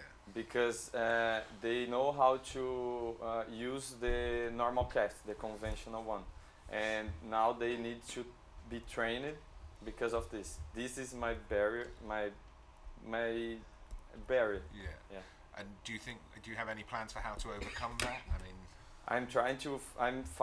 Actually, I find one physician, my early adopter. I'm trying to find more to start the use, because I don't know if it's the same name here, but occupational therapists, they already use this, but it's very expensive, and we will start with this kind of process to put it after in the physicians, because they are really resistant. So I know a company based in the UK. They're a small company, and I can't remember their name, but I can Google it. Who have developed a cast for children with spinal injuries, and it's customized 3D printed, and they've been going for 3 or 4 years, and I know they've received funding. I'm pretty sure that they will have had conversations with the kind of regulatory bodies. So if it's helpful, I can connect you to them, and they may have some good information about progress within this market, at least around something similar. One of the things that you mentioned was the fact that it was faster. Is there a lot of special equipment required with this that goes alongside it? A heater. Literally just a heater? Yeah. You can heat actually with a hand. With a hairdryer? Yeah, Yeah, I don't know what those are. Yeah. At least, put it this way, I've got a spare one. No, one thing I was thinking about is that there would be a kind of an application with of rapid response requirements for accidents, response organisations, and also the military. Those two markets would probably, because they want something that's fast, easy, and cheap, and doesn't require a lot of kit. And if it's fast, that's a really big bonus. And in the UK and US, we have sort of specialist incubator agencies that work on medical technologies for the military, and they will give very generous grants. And a number of therapies for wounds are developed first there, and then rolled out to the more general population later. So if it has that, it's worth looking at. Thank you very much. Okay, give it up for Gustavo. Thank you. And Julianne is coming up next. Who's going to blow us away with non-invasive bladder cancer tests. If I can get my screen working. All right. And are you ready? Yep. Do you want to test the... Oh, yeah, of course. I was forgetting just a minute. All right, yes. go. Okay. Hi, my name is Juliane. I'm a PhD in chemistry, and I'm a co-founder of Solve Biotechnology. So I'm sure everybody here knows someone that already suffered because of cancer. So I also know, but I was struggling how to tell my story. But yesterday, I had the opportunity to meet a patient of bladder cancer, and we talked about the numbers, that 75% of men can suffer of bladder cancer one day, that we have each year 500,000 new cases of bladder cancer, and also that Europe spent about 5 billion during 2010. But the most interesting thing was the experience that he was telling me. He had to do 15 cystoscopy in less than 1 year. So forget about my numbers, my statistics. It's because of people like him we want to build a non-invasive diagnostic test that is more accurate than our competitors because we are using a different approach. And that is my story. That is why I believe that me, with my team of PhDs in chemistry and biochemistry, and with our expertise in developing new diagnostic device, we can solve this problem. We also have a grant that FAPESP provide to us, that is an important institution in Brazil. We have a partnership with USP, that is the first university in Brazil, and a company that is interested in our technology for other markets. During the program, after several business plans, we realized that we had the opportunity to validate the problem here in UK, understand more about the IP strategies that we can have, and also the roads for license. And we solved this talking about with expertise people that is going to help us to validate the problem here. We also understood that we don't need to finish our product to be able to patent it. And we figure out who are the big players in the diagnostic industry. Because this, I'm here asking for connections with these people, mainly with Abbott, that because we need to understand the pathway for license and also when. And I can see our company growing, developing new diagnostic devices for other cancers. Thank you. Check this. So when you say it's non-invasive, you're effectively using urine samples, and analysing them, are you? Yeah. Right. Okay, and how fast is that process from when you take the sample until you can give a result? Yeah, it's about less than half an hour. All right. Yeah, but yeah. And is it basically something you can automate the analysis, or does it require specialist interpretation by an individual? Yeah, actually, we are at this point. It's the analyzer have to give the answer, but we are developing in a way that you have like a, how do I say, like a strip test that you can see, like, okay, this is positive, this is negative. Yes. It's something like that. So effectively, you can have a non-professional conduct the test and get the feedback. Different from the cystoscopy. Like a pregnancy test. Yes, yes. That's important. So you are thinking about partnering, and you have identified a couple. The company Abbott, that I know Abbott, but I only know them because they make baby powder. And I was in the dairy industry. Yeah. I didn't realise that they were in this this area here. What are you looking to get out of these guys? Are you looking to basically just license your technology to them, sell them products? I mean, what is it you think you want to do with your business, and how do you want that partnership, or is it just you want to explore at the moment? Yeah, I think first we want this connection to understand a little bit how they usually do that. Also, Abbott, they are one of the competitors because they have this non-accurate diagnostic before that in Brazil, they are not, actually most of the doctors that we talk, they even don't know about this device. But I think the main thing is understand first how do they work with this kind of license, and then go further for to license with them. So this non-invasive alternative that is out there, but it's just not very accurate. Yes. And yours can be more accurate and Yes. potentially cheaper. Yes. Right. Yeah. That sounds like a winning plan. Question is how you do it. Sorry, I was checking my phone because I was seeing if I know anyone at Abbott. I don't, but I know 17 people who know the Global R&D and Innovation Director, so I can try and get an introduction. I if that's appreciate helpful. that.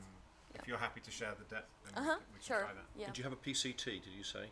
Sorry? You said you've got patent protection. Do you have a PCT? No, not yet. We are talking with a lawyer in Brazil to Right. to Don't get the talk to patent. anybody till you've Yeah, got that I know PCT that. in. Yeah, I know that. Yeah. Thank you. Everybody check this site, please. They have very how can I say important stories about patients with bladder cancer. That's horrible. So, sorry, this is a bit of a crazy idea, but rather than people testing themselves, I'm just curious of applications where you can do ambient testing in hospitals, or I don't know, but are there other applications? The first one would be with the doctors. Yeah. I don't know very much about this here, but in Brazil they don't feel that it's a good thing people test themselves by themselves. It's not something that doctors and public institutions they think it's a good idea. And the reason being that they think it's a bad thing for people to do it themselves, or they think it's a threat to the medical profession to have people self-diagnosing. Let's face it, the way the world is going, there's a lot of self-diagnosis going on now. Yeah. And people want that capability. Yeah, but one thing about Brazil is there's a lot about education, how people are prepared to deal with this situation. Yes. So I think we have both, but yeah. In anything like this, you get a reasonable number of false positives, and the response of people when they get that without a healthcare professional there. No, I get that. I get the whole counselling side of it. Yeah. Very difficult.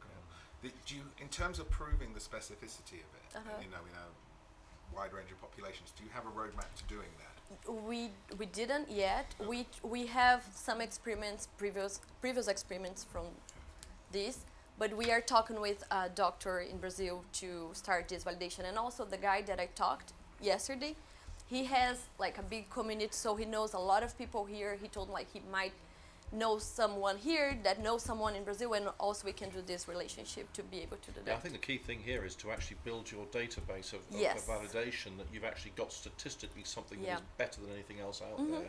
And there's got to be the people to talk to. Have got to be people like the NHS, because they will have the statistics, right?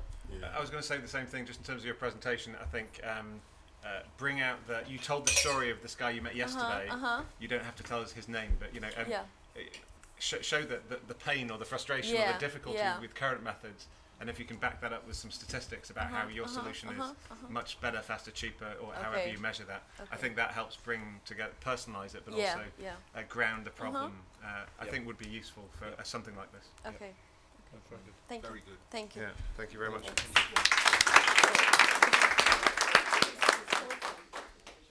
That was fantastic. Mario from CleverCare is up next. We will prep your deck. We're running reasonably well. And can you just test that? Okay, all is good. It's not the right one. I think I sent another one, but you can do this one. This is okay. Yeah. latest one we've got. Can I change it? What Because do you it's want? another version. Which slide do you want? Yeah. No, I can do this one. It's okay. Scout score half points here. No, well, this is the Foi minha outra apresentação. All right. Improv. It's okay. Hello, I'm Mario. I'm from Clever Care, from Kidop, a company that developed Clever Care. And I'm here before I tell everything about my tech and my thing. I want to tell you a story. Here's me when young. And I tend to go a lot to the beach, with my grandpa. This is my grandma, Elsa. And we tend to go to the beach a lot and these things. And every time, lots of people there and lots of things to do. All busy. But once she got a stroke when she was in the beach. And we need to rush to the hospital and these things. And after that, she tended to be okay. She lived for more 20 years, but staying in a bed, staying in a situation where she needs to be taken care on for long. And for patients like my grandma, it was very hard to know. When I grow up, I tend to see how we can address that issue. How can I make that something that can go better? Because it's hard. You don't know when you have someone like that you need to take care. You don't know when you need to phone the doctor, when you need to rush to the hospital, when something is normal, when something is bad. And it's very hard. Then I grow up to do a biomedical informatical course and also a PhD in internal medicine. And together with my team of 15 people in Brazil, inside of Ribeirão Preto, we founded in 2009 Kidop. That's a company focused on developing artificial intelligence to healthcare management. And with that, I was fortunately awarded with the MIT award as TR35, selected as one of the 10th most innovative people in Brazil, young people in Brazil. And by the UN, Clever Care was elected as one of the main innovator softwares in the world, one of the same 5 innovators. But what is Clever Care? Clever Care is a tool that can address the patient and talk to the patient in natural language processing. He can address the patient in the out of the hospital environment and talking to the patient through SMS, WhatsApp, and different things, including a teddy bear that can go to children and talk natural language. We can address that 24/7. Because my main competitors tend to try to phone the patient once a month and hope to be phoned in the right time. We are there 24/7, seeing how everything is dealing. And we can see how the patient is growing. And if he starts to go for something like, for example, an infection or something like that, we can intervene. We have a few traction. We have, for example, a Mil that is from United Health, Einstein, AxisMed from Telefonica. And with that, we can address that new world that is going through the changing for pay for performance. And going this market was our main challenge. We start to see that we need to grow in this market in a fastest way. And I come here with these problems of process selling and be in touch with these health providers if you got something. Thank you. So obviously, you're using an interactive medium. You've talked about social there. You're asking questions, getting answers, and responding backwards and forwards, and basically analysing a situation. Is that my understanding?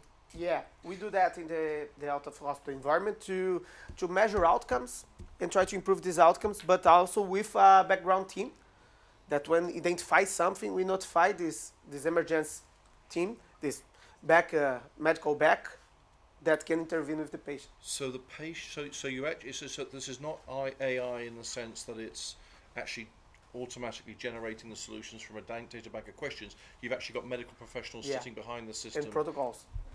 Right, okay. Have you spoken to IBM and their Watson program? Yeah, we know people in IBM, have spoken with them. Our tech, natural language processing in Portuguese, it's a hard thing to do. And the main thing we won the MIT and the UN awards, what about this tech? Our framework was developed by us. And we talk about them, we are kind of competitors in a few, in Albert Einstein, for example, we won from then the competition to put in Albert Einstein, that was one of the most innovative hospitals in Brazil, in Latin America. And, but we always love to talk to them because it's very improving lots of different things too. Is your approach language specific, or would it port across to other languages? It already works in Portuguese, English, and Spanish. Okay. We are expanding now to Mexico to deal with this market. That was something that we're learning here, to which market to address. So obviously, oh sorry, go ahead. Obviously, it's more convenient because it's whenever the patient is available. But is it more effective in the care that it provides and the advice that it because on the other side, you need to address the patient once a month and try to hope that to answer lots of these things, you can be in the right time. But the thing is, infection, for example, we address other people after be discharged after the hospital. And this infection tend to be there on, for example, the 5 first days. And when the patient needs to actively phone the doctor, he say, I don't know if I will bother him with that. Maybe it's normal. Oh, I'll wait another day. And sometimes don't know, for example, in this process, we say to the caregiver, how he wake up today? He's more aggressive, he's more sleepy, because these are side effects. And if he say, oh yeah, he's a bit more sleepy than normally. Oh, have you measured his fever? Measure his fever now. And we start to see and improve the outcome because we can go there faster. So the dialogue in that case is with the healthcare professional in the room, not the caregiver. No, that caregiver, family member. Caregiver. In this case, the family members that we worked after the older people that go home after being discharged from the hospital, looking for infection, signs of urinary and respiratory infection in this protocol. But we address also diabetes, hypertension. We address outcome measure of insufficiency, cardiac insufficiency, and surgeries. What's the barrier to your competition to copy, replicate, and effectively do the same thing with a slightly different platform, but essentially offer the same service? What's to stop people mimicking what you're doing here? The natural language processing is a big barrier because, for example, Telefónica, the main group of Telefónica of call center is the biggest call center in Brazil for healthcare. And when we approach them, they are the main competitor, we approach them and explain everything we have. They decided not to go through the pipeline of 5 years development and address our tech to do the digital part. Okay. And you put together that deal to do that. So it's not there are lots of complexity. And the thing is, when you not reach a threshold, you need to address humans. So who has the best threshold, the best tech in this analytical tool can reduce costs and get more scalability. So what I'm hearing is it's all about speed to market now then for you? Yeah, and how to address that. And that was my main doubt when I came here. Because I come from science. I started this business, starting growing markets, but most of founders selling. And then when I need to measure a process of selling, address that in a more scalable way, try to grow globally, they are the main challenge that the LIFT program helped me a lot. Interesting. Final suggestions? I think you just need to identify that partner that's going to help you get this out and scale it and just become the dominant player quickly, because you can be copied over time. As you say, it's all about time to market, isn't it, for you? Yeah. I also have a hunch, but I mean, I've only heard it for 3 minutes, that your real route to market might be through the technology partners rather than the healthcare providers. I mean, both, but don't forget about the technology providers. Google, everybody's investing hugely in healthcare, and it sounds like one of your core bits of IP is just the natural language processing in Portuguese, which in itself could be applied to non-healthcare applications as well. Yeah, strong. Very strong. Yep. Very good. Thank you. Thank you. Last but not least, Ari, come on up. Our final presentation from Brazil. Just give it a test real quick. I don't the test because it's a video. We're waiting for no proof of concept. Could you start again, please?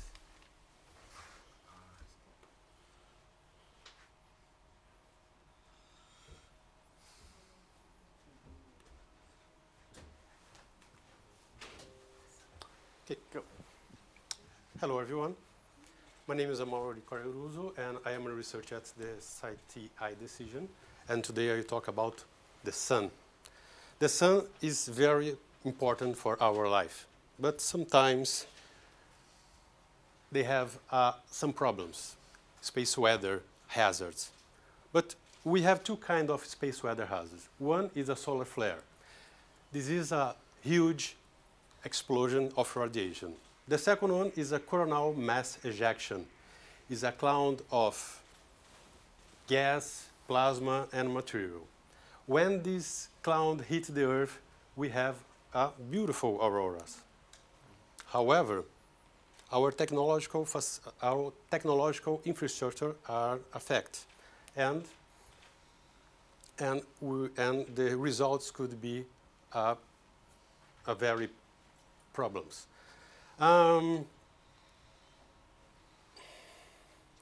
Just remember. The satellites, when we have some kind of problems with,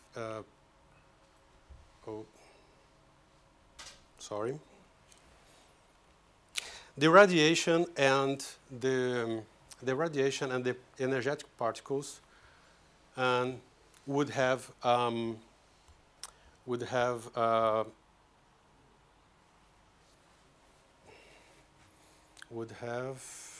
moment, some problems with the satellites, and would have a failure in power lines. After our first research about this kind of event, we understand that the satellite segment is more vulnerable and will be our first target. When you have extreme weather events, only in UK we could have 16 billion pounds of damage. And about the satellite market, it's growing very fast. And especially because our commercial application and high demand communications in real time. So what can you do about the space weather hazard? We go to the market and investigate the best practices around the world to understand the demand and the solutions gap. So with this data, today we have a lot of instruments that monitoring the sun around 24/7. With this data, we innovate a support decision to help companies to make a decision. And as a innovation, we already have a patent. We have a MOU with some partners in Brazil, and here in UK, we established a partnership with Met Office and one university. So what we need a UK partner to develop a pilot project to space weather decision with in parallel with Brazil. Thank you.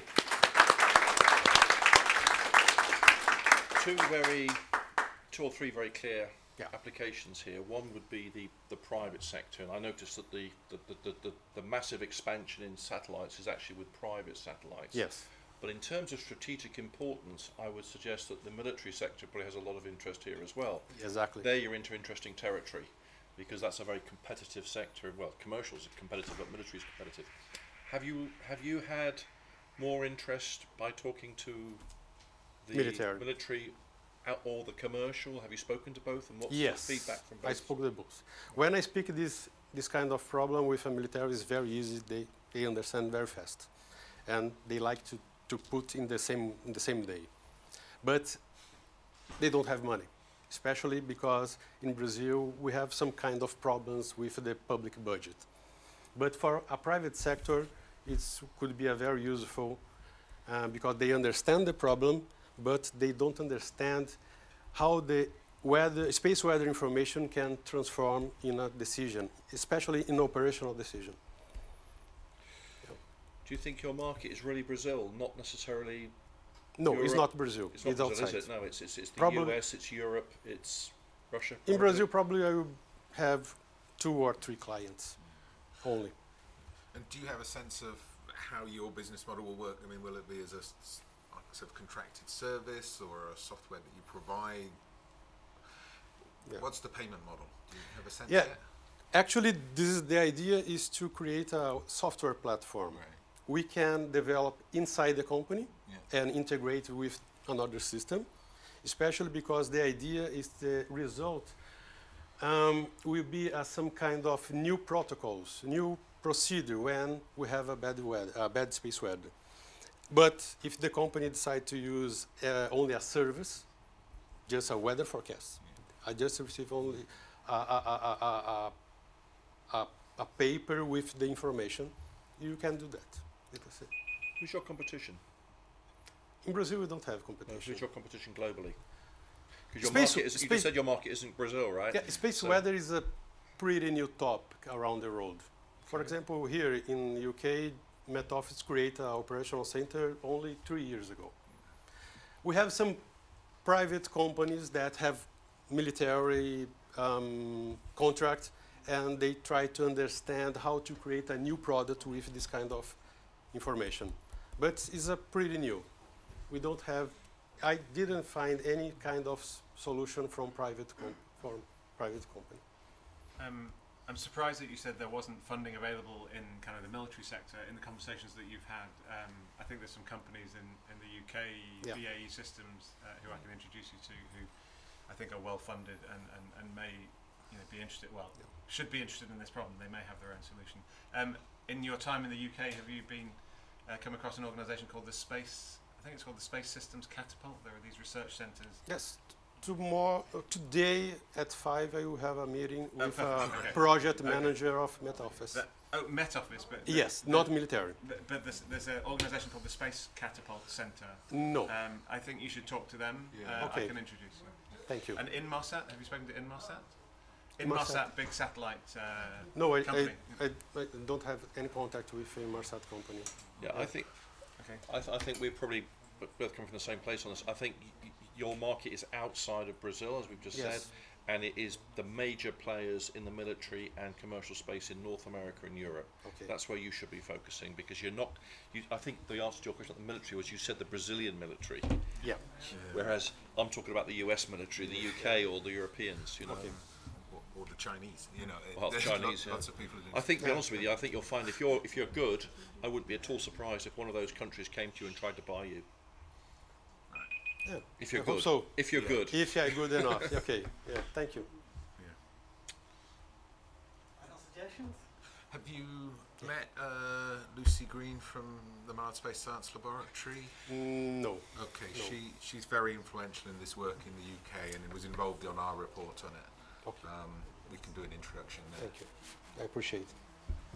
I think the bit of your presentation which I didn't quite understand until the Q&A was just about what your solution is. So I understood the problem of space weather, but just to get understanding what you're offering, I think we got there.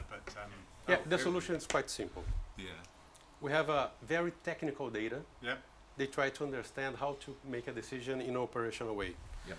So the patent is about how to transform space weather impact, probability, and lead time into a decision index. Connect with mitigation actions. And have you had discussions with insurers yet? Yes, this is another sector that I would like to know about that. Okay, because I have met insurance companies that were talking about this as one of an area they were looking for good products in to integrate into their wider risk management. Thank you. Definitely. Yeah. Air traffic controllers. Oh yes, I discussed this project with Brazilian Air Force, and they because in Brazil air traffic controls is a military area. We've worked with the UK National Air Traffic Control Service. I can introduce you. Excellent. Thank you. I appreciate it. Yes. That's awesome. A lot of introductions. Well, thank you very much. Thank you. And sorry.